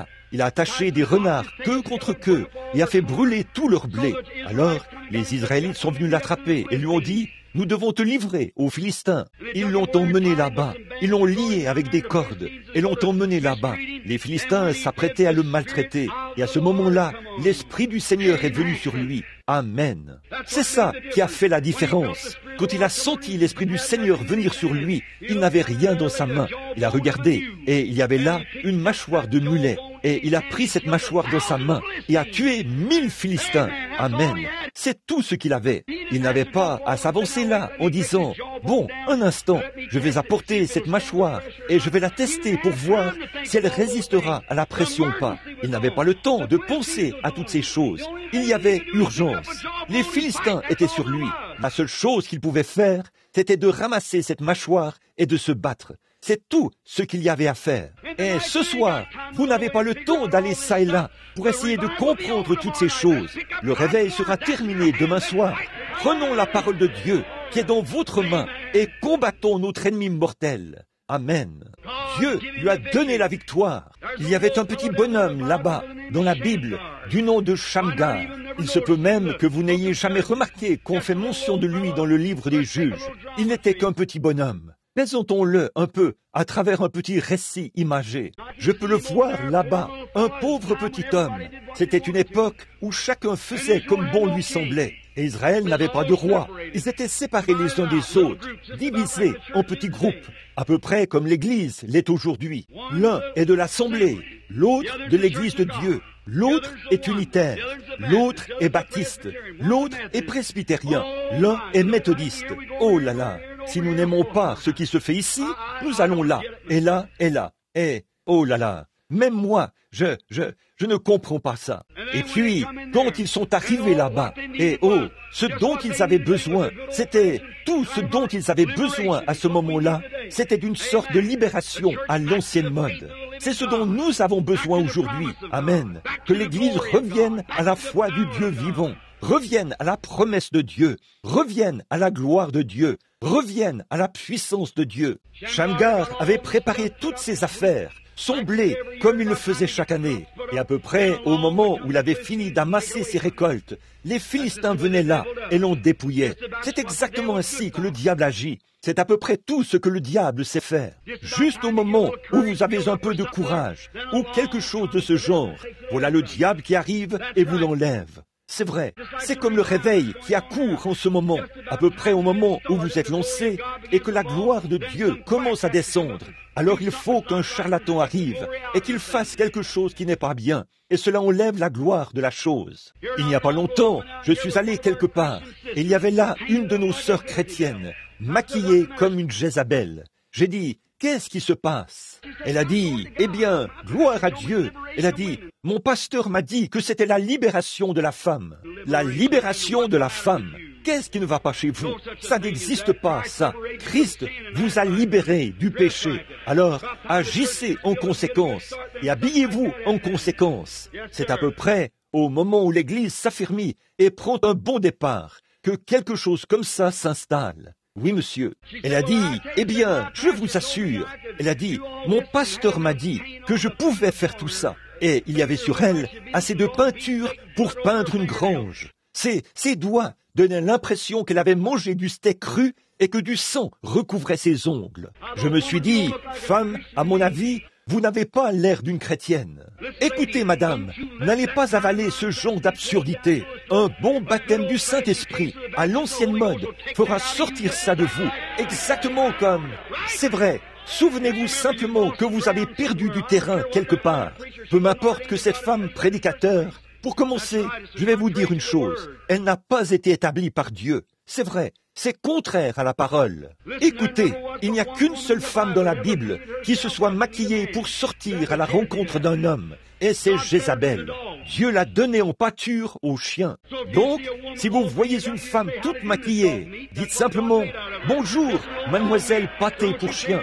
C'est ce que Dieu a fait d'elle. Juste de la vieille pâtée pour chien. Alors, ne prêtez aucune attention à ça. C'est du diable. C'est vrai. Lavez-vous, nettoyez-vous et conduisez-vous correctement, comme Jacob l'a dit à sa femme et à sa fille. Soyez comme vous devriez l'être. Amen. Ce dont nous avons besoin ce soir, c'est d'un bon vieux réveil du Saint-Esprit à l'ancienne mode, prêché avec la puissance de Dieu qui agit à l'intérieur et à l'extérieur de l'Église, et le formalisme et l'école disparaissent. Alléluia! Oui, monsieur, c'est ce dont nous avons besoin. Oui, monsieur, très bien. Le vieux Shamgar, là-bas, c'est à peu près au moment où il avait amassé quelque chose que pareille chose devait se produire. C'est pareil pour l'Église. Lorsque le réveil commence, alors quelque chose comme ça doit se produire. Frère, prêchez simplement à l'ancienne mode. Eh bien, autrefois, nous avions beaucoup de moutons dans notre région, et il y avait un chien qui tuait les moutons. Nous l'avons attrapé avec la laine entre les dents. Nous avons pris le vieux fusil de chasse à 2 canons, et nous l'avons braqué sur lui. Frère, c'est ce qu'il faut braquer sur ce genre de gars-là. Le bon vieux fusil de chasse à 2 canons. Je vous le dis, ça mettra les choses en ordre. Certainement, vos moutons vont cesser d'être tués. Amen. Je ne savais pas que j'allais dire ça, mais vous pouvez vous en souvenir. Très bien. Réfléchissez-y. Oh, et là-bas, à peu près au moment où il entrait son blé et tout, voici qu'arrivaient ces gros Philistins bedonnants et l'on dépouillait. là, en plein sur le chemin, ils l'ont dépouillé. Un jour, il venait tout juste de terminer de battre le grain et de ranger sa récolte à l'intérieur. Il était là, le pauvre petit homme. Il se tenait là-bas, dans le grenier, et il regardait autour de lui. Il a dit, « Eh bien, maman, peut-être que nous pourrons survivre cet hiver, les enfants et nous. » Il regardait autour de lui, et tout à coup, il a entendu quelque chose faire du bruit sur la route.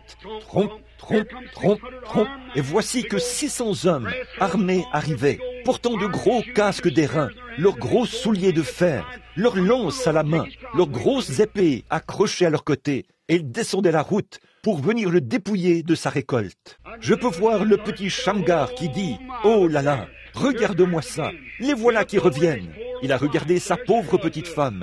Elle était là, les manches de sa robe déchirées au niveau du coude. Les petits-enfants étaient là. Ils avaient l'air tout maigres parce qu'ils n'avaient rien à manger. Les Philistins avaient tout emporté. C'est à peu près à quoi ressemblent certains chrétiens ce soir. Des gens trop chétifs pour être appelés des croyants ou des chrétiens nés de nouveau. Amen.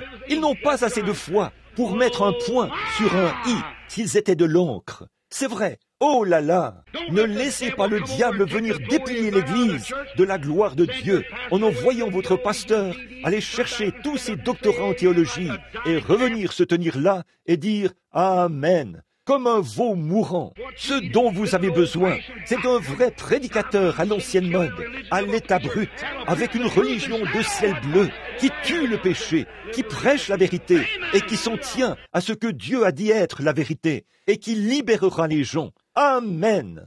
Je ne suis pas tranchant, ce n'est pas mon intention. Mes frères, il est temps que nous apportions, que nous appelions ce qui est noir, noir, et ce qui est blanc, blanc. Oui, monsieur.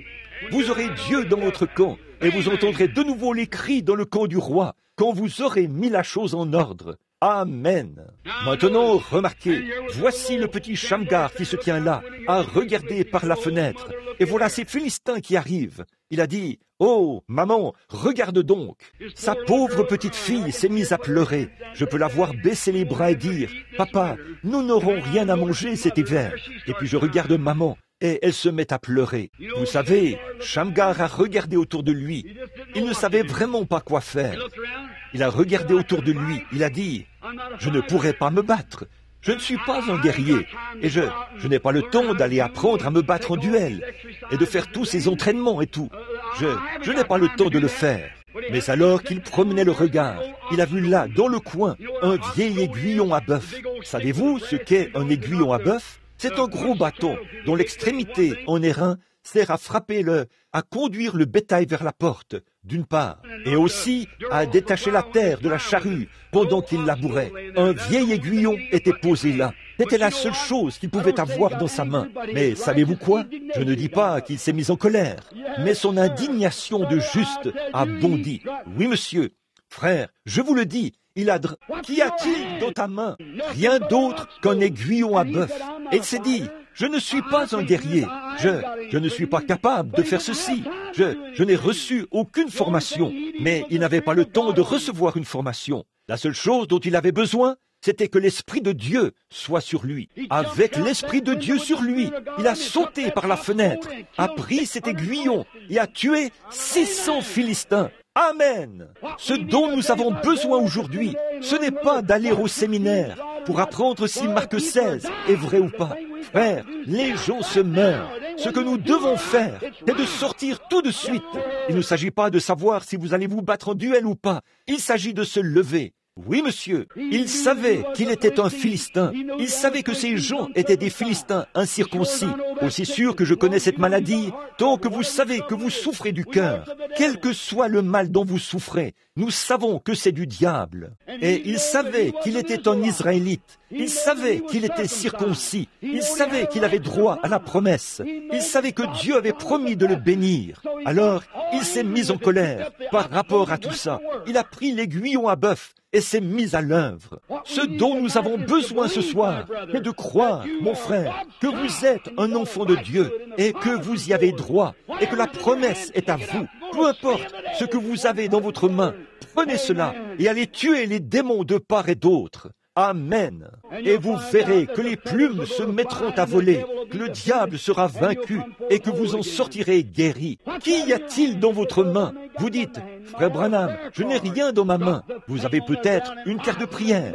Jetez cela par terre et levez-vous au nom de Jésus-Christ.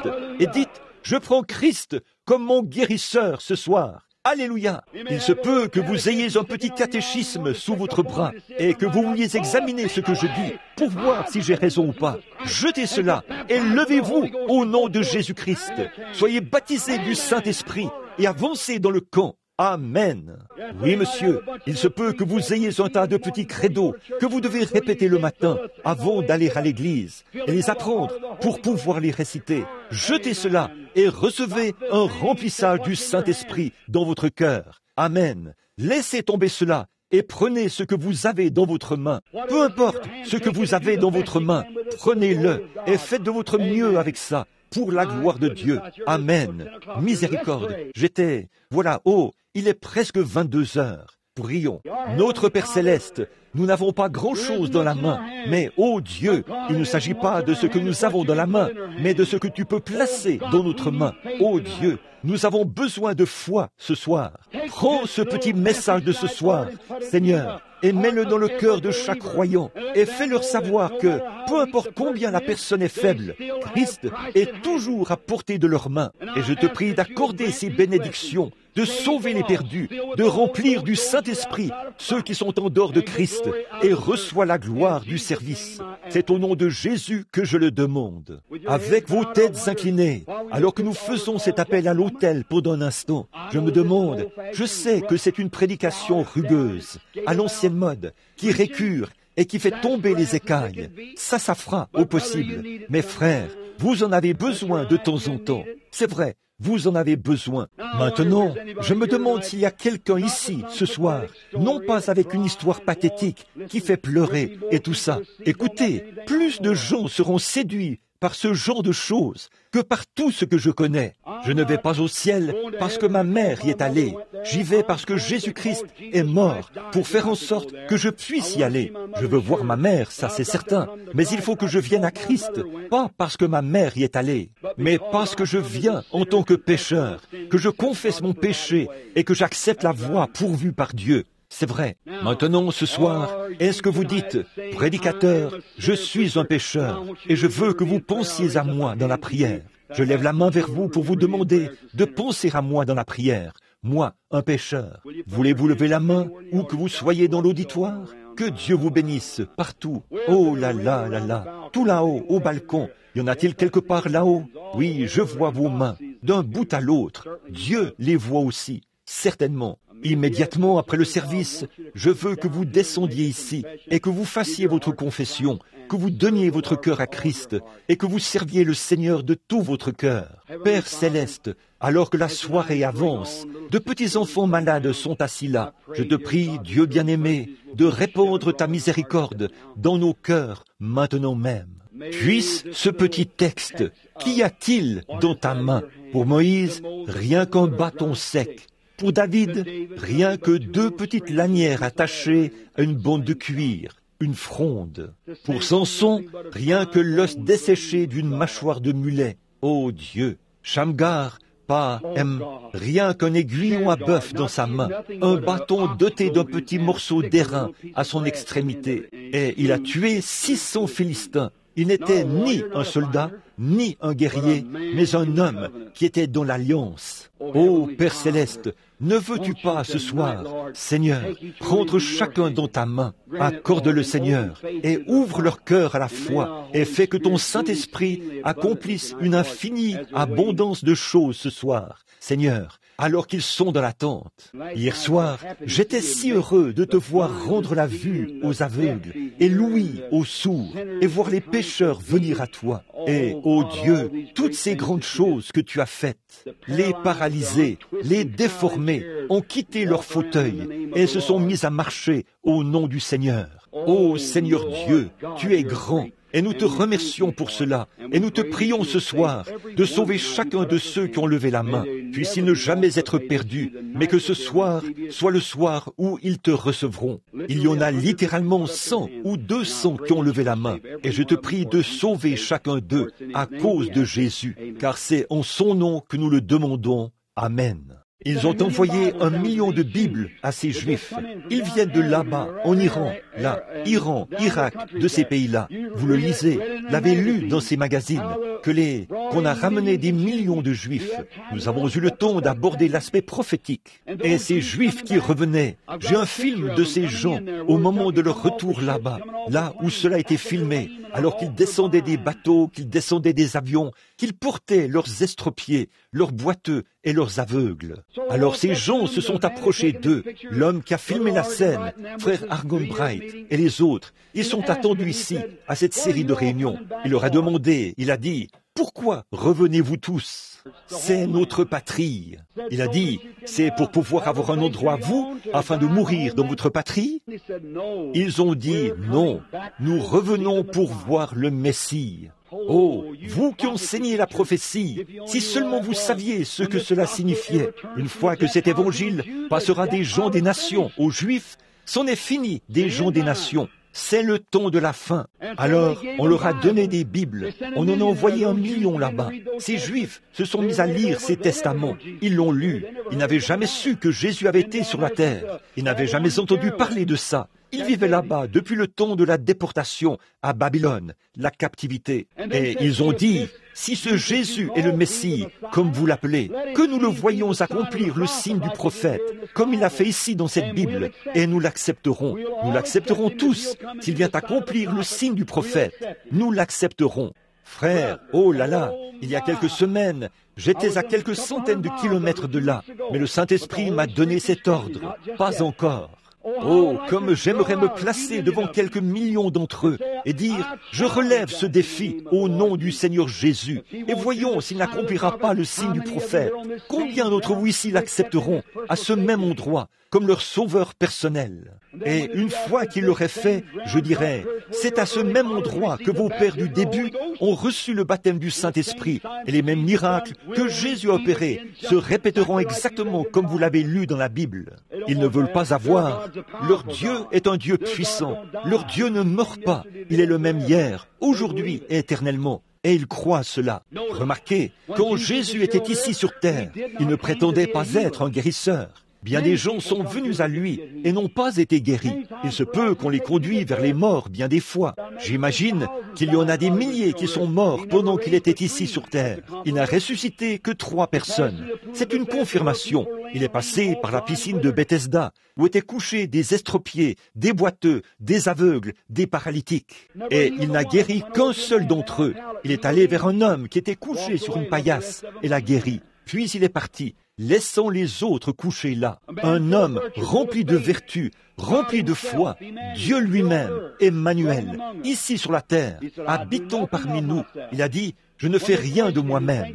Quand ils l'ont interrogé dans Jean 5, 19, il a dit, en vérité, je vous le dis, le Fils ne peut rien faire de lui-même, mais il ne fait que ce qu'il voit faire au Père. Et le Fils le fait pareillement. Maintenant, suivez sa vie dans la Bible et voyez si ce n'était pas chaque fois ce que le Père lui montrait. Jésus a dit, ce n'est pas moi qui fais les œuvres, c'est mon Père qui demeure en moi. C'est lui qui fait les œuvres. Quand Philippe s'est converti et qu'il est allé trouver Nathanaël et l'a ramené, qu'est-ce qui s'est passé? Il a dit, viens voir qui j'ai trouvé, Jésus de Nazareth, fils de Joseph. Il a dit, peut-il venir de Nazareth quelque chose de bon? Quand il est venu voir Jésus, il s'est avancé dans la ligne, à peu près comme l'allée ici.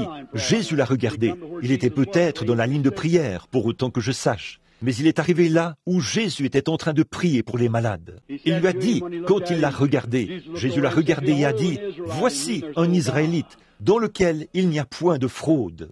Oh, il a dit, d'où me connais-tu, Rabbi? Cela l'a étonné. Eh bien, a-t-il dit, avant que Philippe t'appelle, quand tu étais sous l'arbre, je t'ai vu. Il a dit, tu es le Fils de Dieu, tu es le roi d'Israël. Il est passé par le chemin de Samarie. Il allait à Jéricho, mais il est passé par la Samarie, tout là-bas, de l'autre côté de la colline. Il s'est assis et on voyait ses disciples au loin. Une Samaritaine est arrivée. Il l'a vue puiser de l'eau. Le Père lui avait dit d'aller là-bas. Il ne lui avait pas dit ce qui allait arriver, mais simplement, va là-bas. Alors, il a vu cette femme là-bas et il lui a dit, apporte-moi à boire. Elle a dit, les Juifs n'ont pas coutume de demander cela aux Samaritains. Nous n'avons pas de relation entre nous. Il a dit, mais si tu savais à qui tu parles, c'est toi qui me demanderais à boire. Qu'est-ce qu'il a fait? Il a continué à mener la conversation jusqu'à ce qu'il saisisse son esprit. Et une fois qu'il a saisi son esprit, qu'il a vu ce qui n'allait pas chez elle, il lui a dit, va chercher ton mari. Elle a dit, je n'en ai pas. Il a dit, tu as raison de le dire, car tu en as eu 5. Et celui que tu as maintenant n'est pas le tien. Elle a dit, je vois que tu es prophète. Elle a dit, bon, je sais que quand le Messie viendra, il fera ces choses. Mais toi, qui es-tu? Il a dit, je le suis, moi qui te parle. Elle est partie en courant vers la ville et a dit, venez voir un homme qui m'a dit tout ce que j'ai fait. Ne serait-ce pas le Messie? Maintenant, si ce Jésus est le même Jésus aujourd'hui, il serait capable de faire la même chose aujourd'hui. Et selon ce que Dieu révèle, il est capable de faire la même chose. Pas vrai? Maintenant, regardez, hier soir, il y avait des hommes et des femmes ici, dans cette rangée-ci, qui étaient paralysés et assis dans des fauteuils roulants. Ce soir, ils sont là-bas, au milieu de l'assemblée, ou peu importe où ils sont, et ils marchent. Pourquoi? Jésus-Christ. Des hommes, des femmes sont venus sur l'estrade avec du péché dans leur vie. Le Saint-Esprit est descendu et leur a dit exactement ce qu'il en était et ce qu'ils devaient faire. Ils ont été guéris alors qu'ils se tenaient là sur l'estrade et ils ont donné leur cœur à Christ. Si ça, ce n'est pas Jésus-Christ de la Bible, alors je ne connais pas la Bible. Qu'en pensez-vous, vous les ministres? Est-ce que ça ressemble au Christ de la Bible? Eh bien, ce n'est pas l'homme, c'est Christ. Maintenant, s'il revient ici ce soir et qu'il fait la même chose qu'il faisait quand il était ici sur la terre, alors l'accepterez-vous comme sauveur, comme guérisseur, et croirez-vous en lui de tout votre cœur? Si oui, voulez-vous lever la main? Que Dieu vous bénisse. Notre Père Céleste, eh bien ça, c'est tout ce que je sais faire. Le reste dépend de toi, mon cher Sauveur bien-aimé. Et je te prie d'accorder les bénédictions par le nom de Jésus. Amen. Bon, nous avons récupéré toutes les cartes de prière hier soir. Je crois qu'ils en ont distribué de nouvelles aujourd'hui. Qui le jeune homme, je l'ai vu là il y a quelques instants. Et quel était les O? Très bien. Alors commençons par en mettre quelques-uns en ligne. Qui a le numéro 1? Les O. Regardez votre carte de prière et vous verrez ce qui est écrit dessus. Si c'est vous qui l'avez, vous pouvez avancer. Est-ce cette dame ici? Très bien, oui. Avancez, madame. Juste ici. C'est un peu difficile. Je vais probablement devoir en appeler juste un ou deux. Qui a O, numéro 2? Voudriez-vous lever la main? Vous qui avez le numéro 2. C'est cette dame là-bas. Voudriez-vous venir, madame, s'il vous plaît? Qui a O, numéro 3? Voudriez-vous lever la main? La personne qui a O, numéro 3. Voudriez-vous lever la main? Là, au fond, monsieur. Désolé. Très bien. Voudriez-vous vous avancer? Numéro 2 et numéro 3. Maintenant, numéro 4. Qui a O, numéro 4. Voudriez-vous lever la main? C'est vous, monsieur? Voudriez-vous venir ici? Très bien. Numéro 5. Qui a O, numéro 5. C'est vous qui l'avez, madame? Voudriez-vous venir ici? Numéro 6. Qui a le numéro 6. Voudriez-vous lever la main? Numéro 6. Que quelques-uns d'entre vous, les huissiers, viennent ici et ou assistent ceux qui sont ici, dans ces fauteuils. L'un ou l'autre. Excusez-moi. Très bien. C'est très bien. Très bien. Numéro... Où étais-je? 5. Qui? 6. Qui a le numéro 7? La carte de prière numéro 7. Voudriez-vous lever la main tout de 7? C'est cette dame là-bas. 8. Voudriez-vous lever la main rapidement? 8. 9. Voudriez-vous tout de suite lever la main? 9. Très bien. 10. Et maintenant, alors qu'ils se mettent en ligne, maintenant, combien de personnes dans cet auditoire, et même partout, je voudrais vous demander, bon, cette prédication, ça fera à l'ancienne mode, et peut-être rude, au possible, mais frère, c'est tout ce que je connais, c'est ce qui m'a sauvé, et c'est tout ce que je connais. Tout ce que je sais, c'est que je ne veux pas vous offenser, mais je préférerais certainement vous offenser un peu maintenant pour vous amener à vous mettre en règle avec Dieu, puisque je sais que je devrais me tenir là-bas ce jour-là et que vous pointeriez votre doigt à mon visage et diriez « Pourquoi ne m'avez-vous pas dit la vérité ?» Voyez, je préférerais que tout soit bien arrangé maintenant, que tout soit réglé. N'est-ce pas? Maintenant, combien ici n'ont pas de carte de prière et veulent qu'on prie pour eux? Voudriez-vous lever la main? Levez simplement la main. Vous n'avez pas de carte de prière, mais vous croyez quand même que Dieu vous guérira. Que le Seigneur Jésus, dans sa miséricorde, vous bénisse à jamais. Très bien.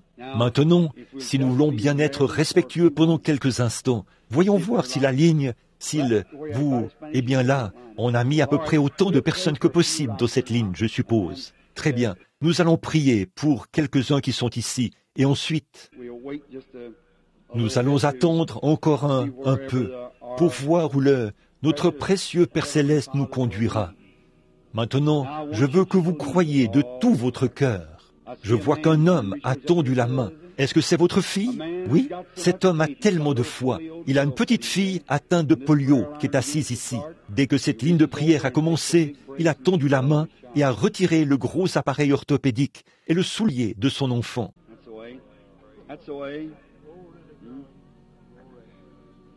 C'est ce qu'il faut faire. C'est ce qu'il faut faire. Ah oui, et ça, c'est la foi. C'est comme ça qu'il faut croire cela. Notre Sauveur plein d'amour sait toutes choses et peut tout faire. Maintenant, ici, dans cette ligne de prière, il n'y a que quelques personnes, et peut-être que nous pourrons en faire venir encore quelques-unes dans un instant. J'aimerais vous demander, à vous qui êtes là, est-ce que vous m'êtes tous inconnus? Vous qui êtes dans la ligne de prière? Si oui, levez la main. Vous m'êtes tous inconnus. M'êtes-vous tous inconnus dans l'auditoire? Levez la main. Partout dans... Vous m'êtes tous inconnus. Alors, je ne vous connais pas. Je ne sais rien à votre sujet, mais je veux vous demander quelque chose. Agissons simplement en prenant exemple sur la Bible. Maintenant, qu'en serait-il si Jésus se tenait ici, vêtu de ce complet qu'il m'a donné? Alors qu'en serait-il s'il se tenait ici? Que ferait-il face à cette situation ce soir? Et si quelqu'un dans l'auditoire venait dire « Jésus, veux-tu me guérir ?» Vous savez ce qu'il vous dirait? Il dirait « Je l'ai déjà fait. Ne le crois-tu pas? Pas vrai? Ce qu'il a fait au calvaire, il ne peut plus le faire. » Voyez, il vous a guéri au calvaire. Il vous a sauvé au calvaire. Maintenant, vous dites, j'ai été sauvé il y a 2 ans, frère Branham. Eh bien, vous n'avez pas été sauvé il y a vous avez été sauvé il y a 1900 ans. Vous l'avez accepté il y a 2 ans. Jésus a payé pour vos péchés lorsqu'il est mort au calvaire. Il a payé pour votre maladie lorsqu'il est mort au calvaire. Ainsi donc, si Dieu, dans sa miséricorde, a fait cela, la seule chose qu'il puisse faire maintenant, ce serait soit de prendre la Bible et prêcher la parole, ou il serait peut-être capable de parler dans une langue qui serait interprétée par quelqu'un d'autre, afin de dire à quelqu'un ce qu'il doit faire. Ou, comme il est le prince des prophètes, peut-être qu'il pourrait se tenir ici, comme il l'a fait du temps de la Bible, et votre foi pourrait s'élancer pour le toucher, au point où de la vertu sortirait de lui, et il se retournerait et dirait, qui m'a touché? Et il regarderait autour de lui et vous dirait exactement ce qui s'est passé. Pas vrai? C'est Jésus, n'est-ce pas? Alors, si cette dame qui est assise ici dans le fauteuil s'avançait ici, Jésus la connaîtrait. Moi, je ne la connais pas. Dieu le sait. Je ne l'ai jamais vue de ma vie. Mais ce que j'essaie de vous faire comprendre, mes amis, afin que vous vous souveniez toujours. Bon, quand Jésus a fait ces choses, qu'est-ce que Philippe a dit qu'il était? Le Fils de Dieu. Qu'est-ce que la femme a dit qu'il était? Le Messie lui-même, à cause de ce qu'il avait fait. Mais qu'est-ce que les Juifs ont dit qu'il était? Ils ont dit, c'est un diseur de bonne aventure, c'est le diable, c'est Belzébul, le prince de tous les diseurs de bonne aventure. Vous voyez, ils savaient que Jésus savait ce qui n'allait pas chez eux. Il connaissait leur cœur, il connaissait leurs problèmes, car le Père lui montrait ce qu'il voulait qu'il sache. Vous voyez ce que je veux dire? Eh bien, c'est Jésus ce soir. Il est le même. Très bien. Maintenant, soyez respectueux où que vous soyez. Et là, ceci devrait régler la question une fois pour toutes. Voudriez-vous amener cette dame ici ou lui dire de venir ici? Venez ici. Bon, madame, je veux simplement que vous vous teniez là. C'est tout ce que vous devez faire. Simplement, c'est tout ce que je vous demande de faire, de rester simplement là.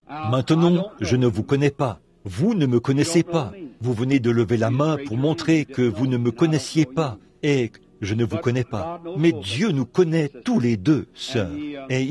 J'ai hésité un instant avant de dire « sœur ». Voyez-vous, de dire ça. Mais je me rends compte maintenant que vous l'êtes. Maintenant, vous voyez, la première chose que je sais, c'est que vous êtes chrétienne. Parce qu'aussitôt que j'ai saisi votre esprit, ça s'est présenté ainsi, que vous étiez une chrétienne. Voyez, votre esprit était accueillant. S'il était devenu sombre et embrumé, j'aurais su que vous ne l'étiez pas. Voyez, et par conséquent, je ne vous aurais pas appelé ma sœur. Vous êtes donc une chrétienne. Maintenant, jusque-là, c'est exactement ce que Philippe a dit à Nathanaël. Quand il est arrivé, il lui a dit, « Voici un Israélite ou un croyant dans lequel il n'y a point de fraude. » Il a dit, « Comment as-tu su que j'étais un Israélite, un vrai croyant ?» Vous voyez, c'est le même esprit. Cette femme-ci aurait pu être une ignoble pécheresse, mais je sais qu'elle est chrétienne. Vous voyez, en effet, pour commencer, une fois sous cette onction qui est ici maintenant, son esprit s'est tout de suite connecté. Vous voyez, j'ai vu que c'était une chrétienne. Son esprit lui a fait bon accueil. Voyez, alors je sais qu'elle est chrétienne. Maintenant, si je ne connais pas cette femme et qu'elle aussi ne me connaît pas, si le Saint-Esprit lui révèle pourquoi elle est ici, bon, c'est certain que plus je lui parlerai, plus il dirait des choses. Vous le savez, soir après soir. Mais s'il lui disait simplement pourquoi elle est ici, est-ce que tout le monde ici croirait que j'ai dit la vérité, que ce serait Dieu qui dirait que c'est la vérité? Bon, un homme peut vous dire ici et vous dire tout et n'importe quoi, créer une sorte de fanatisme, faire tout ce qu'il veut, qu'il pourrait le faire, vous dire cela. Ça ne veut pas dire qu'il en soit ainsi, mais quand Dieu vient dire que c'est la vérité, alors vous feriez mieux de croire cela, parce que de ne pas croire cela, c'est un péché. Alors, j'ai rendu témoignage. Maintenant, c'est au tour de Dieu de rendre témoignage que j'ai dit la vérité ou non. Très bien. Maintenant, je suis là, à parler à cette dame. Je ne l'ai jamais vue de ma vie. Mais cette dame est très consciente en ce moment qu'il y a quelque chose près d'elle, qui n'est pas son frère que voici, un homme. Il y a quelque chose près d'elle et elle le sait. C'est cet ange que vous voyez là, sur la photo. Il est ici même en ce moment. C'est juste une lumière entre cette femme et moi. C'est pour cette raison qu'elle est descendue là. Et j'ai senti qu'elle était bien accueillie. Il y a de la lumière d'un bout à l'autre. Elle est une chrétienne. Maintenant, je veux vous parler juste un instant, comme vous êtes la première patiente. Et je veux que chaque personne, peu importe où vous êtes et ce qui ne va pas chez vous, regardez par ici et dites, maintenant, Seigneur Jésus, je sais que cet homme là-bas, sur l'estrade, n'est qu'un homme. Et si seulement tu me permets d'avoir la foi et que ma foi grandisse autant que celle de la femme le fera, alors regardez ce que Dieu fera et acceptez-le ensuite comme votre guérisseur ou comme votre sauveur, ou peu importe ce dont vous avez besoin. Maintenant, je m'adresse à vous, madame. Il y a des gens à peu près partout ce soir. Il faut que je vous distingue parmi les autres. Des esprits viennent de partout. Bon, je ne suis qu'un homme, et vous n'êtes qu'une femme. C'est tout à fait le même genre de scène que lorsque Jésus parlait à la femme au puits. De nouveau, un homme et une femme. Maintenant, je ne vous connais pas et je ne vous ai jamais vu, mais je dois vraiment pouvoir distinguer votre esprit de l'esprit de ces autres personnes qui parlent ou qui prient en ce moment. Vous savez, la foi est en train de grandir. Mais à l'instant, maintenant, si l'auditoire entend encore ma voix, la dame s'éloigne de moi et c'est une dame. Cette femme qui se tient devant moi était dans un hôpital récemment. Et c'était seulement il y a quelques heures. Elle a pu quitter l'hôpital aujourd'hui ou cet après-midi. C'est à 19h ce soir qu'elle est sortie de l'hôpital. Elle souffre d'une maladie rare du sang et aussi de nervosité mentale. Continuez simplement votre chemin, sœur. Votre foi vous a guéri. Vous vous êtes rétabli. Amen. Vous croyez? Maintenant, de tout votre cœur, ayez la foi, ne doutez pas.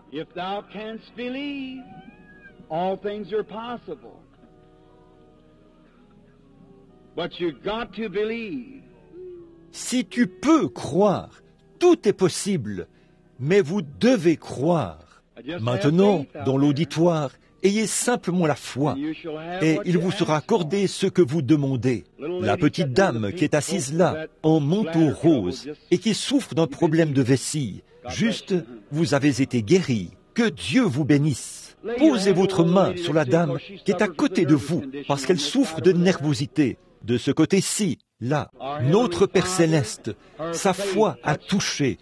Je me suis affaibli. J'ai vu ta lumière suspendue au-dessus d'elle. Je les déclare guéris au nom de Jésus-Christ, le Fils de Dieu. Amen. Vous voyez, vous n'avez pas besoin de carte de prière. Ayez la foi. Croyez que Dieu a dit la vérité, car il n'est rien d'autre que la vérité. Il est la source de toute vérité.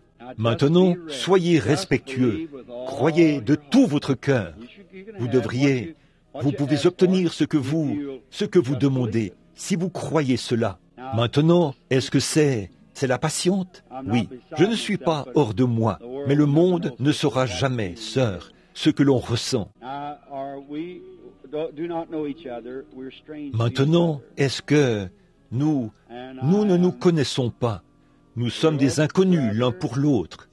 Je suis votre frère dans le Seigneur Jésus, et nous sommes ici pour essayer de nous entraider. Si je pouvais vous aider et que je ne le faisais pas, je serais une brute si je pouvais vous aider. Mais je n'ai rien en moi pour pouvoir vous aider, à moins que Dieu me fasse savoir ce que je dois faire. Alors, s'il me révèle pourquoi vous vous tenez ici, accepterez-vous à ce moment-là que c'est la vérité, qu'il s'agisse des finances ou de quoi que ce soit d'autre? Vous croirez que Dieu s'intéresse à votre cas et qu'il va vous exaucer? Vous le ferez? Que le Seigneur vous l'accorde, c'est ma prière, alors que vous me regardez. Non pas, vous savez, comme Pierre et Jean, qui, lorsqu'ils ont passé par la porte, appelée la Belle, ont dit « Regarde-nous ». Voyez, regarde-nous. Non pas de regarder à eux comme s'ils étaient lui, mais simplement de prêter attention à ce qu'ils disaient, de saisir l'attraction de l'esprit. Je vois que vous avez des problèmes d'yeux, et je vois un médecin en train de les examiner. Il a aussi consulté un autre homme, et cet homme, ils ne savent pas ce qui ne va pas avec vos yeux. Ils n'arrivent pas à se prononcer, ils n'arrivent pas à déterminer ce que c'est. Et puis, je les vois vous donner une sorte de quelque chose dans l'estomac, ou quelque chose. C'est une descente d'estomac. Vous avez une descente d'estomac. Les médecins ont abandonné votre cas à cet égard. Et vous n'êtes pas de cette ville. Vous venez de cette direction-ci de la route, d'Atlanta. Et le médecin a dit, Mademoiselle Trudy, ou quelque chose comme ça. C'est comme ça qu'il vous a appelé. C'est vrai. Rentrez chez vous maintenant et soyez en bonne santé. Votre foi vous rétablit. Que Dieu vous bénisse. Ayez la foi. Vous êtes le père de l'enfant. Ayez foi en Dieu. Ne doutez pas, mais croyez. Si vous pouvez croire. Maintenant, souvenez-vous, ce n'est pas moi. Écoutez bien, ce n'est pas moi. Maintenant, votre attitude à l'égard de cela, appelez cela comme vous voulez, c'est ce qui déterminera ce que vous en retirerez. Tout dépend de la façon dont vous abordez cela. Une femme a touché son vêtement. La vertu est entrée en elle. L'homme qui l'a giflé et l'a frappé avec un roseau et qui a dit « Prophétise et dis qui t'a frappé ». Il n'y avait aucune vertu pour cela. La petite dame qui est assise juste là, au fond, vous souffrez de problèmes à la tête, n'est-ce pas, madame? Vous qui êtes assise là, en train de me regarder, vous croyez que Oui, madame, vous croyez que Jésus vous guérira? Il vous a guéri à l'instant même. Vous en avez souffert pendant longtemps, madame. Cela vous a quitté maintenant. Votre foi vous a guéri. Loué soit le Dieu vivant. Oh, combien nous l'aimons. Combien vous devriez l'aimer. Pendant que le Saint-Esprit agit là, il y a un homme assis juste derrière vous. Il est assis là. Elle souffre d'arthrite.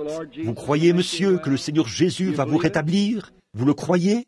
Oui, monsieur. Vous croyez? Très bien, monsieur. Alors, vous pouvez recevoir votre guérison. Que Dieu vous bénisse. Ça vous a un peu surpris, n'est-ce pas? La dame qui est assise là, au fond, en train de prier avec la main levée, elle a un problème de vessie. Elle aussi veut être guérie. Elle est assise tout au fond, en train de me regarder. Vous croyez que Dieu va vous guérir, madame, là, au fond? Très bien. Si vous le croyez, vous pouvez recevoir votre guérison. Amen. N'est-il pas merveilleux?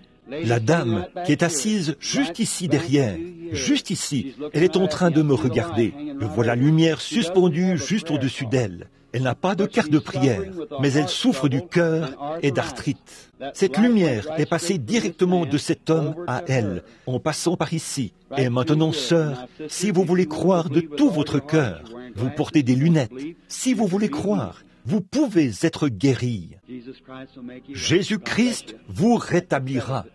Que Dieu vous bénisse. Très bien, c'est réglé. Ah oui, amen. Oh, comme c'est merveilleux. Croyez-vous? Maintenant, ici, on dirait que vous pourriez voir ça, mes amis chrétiens. Voyez-vous cette lumière qui tournoie? Il se tient juste ici. Ça va là-bas sur cette assise juste là. Vous avez des varices. Vous qui êtes assise juste là. Vous croyez que Jésus vous guérira de ces varices? Vous rétablira? Vous croyez cela de tout votre cœur? Si c'est le cas, vous pouvez recevoir votre guérison. Que Dieu vous bénisse. Excusez-moi, monsieur. Vous croyez que je suis son serviteur? Vous êtes venu avec votre bébé. Un petit bébé vraiment mignon. Je ne vous connais pas, vous le savez. Je vous suis totalement inconnu. Je suppose que je ne vous ai jamais vu de ma vie, monsieur. Nous sommes totalement inconnus l'un à l'autre. Mais Dieu nous connaît tous les deux. N'est-ce pas, monsieur? Vous avez votre petit bébé, et je peux voir que ce bébé vient d'être examiné, et le médecin dit qu'il n'y a aucun espoir pour lui. Ce bébé souffre d'un cancer du sang qu'on appelle la leucémie. C'est vrai, il n'y a aucun espoir nulle part au monde pour ce bébé. Et mon frère, le père de ce bébé, vous avez besoin du Seigneur Jésus-Christ comme votre sauveur, n'est-ce pas? Vous êtes un pécheur. Voulez-vous l'accepter maintenant comme votre sauveur? Voulez-vous lever la main et dire, Seigneur, je t'accepte? Maintenant, posez votre main sur votre bébé. Dieu Tout-Puissant, au nom de Jésus-Christ, je réprime maintenant ce démon qui est en train de tuer ce bébé. Puisse le pardon et la grâce être accordés à ce père, et puisse-t-il repartir et vivre heureux ensemble, au nom de Jésus. Amen. Que Dieu vous bénisse. Vos péchés ont disparu. Ayez foi en Dieu maintenant. Amen. On the Lord Jesus Christ, and you can be made well. Croyez au Seigneur Jésus-Christ et vous pouvez être guéri. Vous croyez? What do you think, sir? Qu'en pensez-vous, monsieur? Believe me as God's Vous croyez que je suis le serviteur de Dieu? Votre problème est dans votre dos. Your trouble is in your back. C'est une affection de la colonne vertébrale. That's right, isn't it? C'est exact, n'est-ce pas? Ce soir, vous avez l'espoir d'être sauvé. Et autre chose, vous avez une habitude dont vous voulez être délivré, n'est-ce pas? Fumez la cigarette. Voulez-vous abandonner cela maintenant même? Levez la main et dites, « Oh Dieu, c'est terminé. Continuez votre chemin et votre problème de dos sera guéri au nom de Jésus. » Disons, que Dieu soit loué. La mort est tout près, la vie aussi. Croyez-vous que Christ peut vous guérir de cet horrible démon? Vous croyez qu'il ôtera ce cancer de vous et vous rétablira? Dieu Tout-Puissant, auteur de la vie, donateur de tout bon don, envoie tes bénédictions sur cette femme et guéris-la. C'est au nom de Jésus que je prie. Satan, je te réprime au nom de Jésus. Amen. Continuez votre chemin en vous réjouissant maintenant. What do you think, sir, Un sitting instant. in that wheelchair? Qu'en pensez-vous, monsieur, Are you vous believing? qui êtes assis là, dans ce fauteuil roulant? Croyez-vous? You believe Vous Jesus croyez will make que you well? Jésus va vous rétablir? Ça vous a un peu frappé à l'instant, n'est-ce pas? Vous vous rendez compte qu'il s'est passé quelque chose. Vous croyez que je suis son serviteur? Voulez-vous m'obéir en tant que son prophète? Alors, vous pouvez vous lever de votre fauteuil roulant, le pousser et rentrer chez vous. Jésus-Christ vous rétablira. N'ayez pas peur, croyez. Et vous tous, pendant qu'il se lève de là, vous pouvez faire exactement la même chose. Et voilà, oui monsieur, voulez-vous vous lever? Levez-vous tous, maintenant même. Dieu Tout-Puissant, auteur de la vie, donateur de tout bon don, envoie ton esprit sur ces gens et guéris-les, chacun d'eux. Satan, je te condamne au nom du Seigneur Jésus-Christ. Sors de ces gens. And give God praise. The Holy Ghost. Glory to God. Glory to God. Chacun de vous, levez-vous partout et donnez la louange à Dieu. Le Saint-Esprit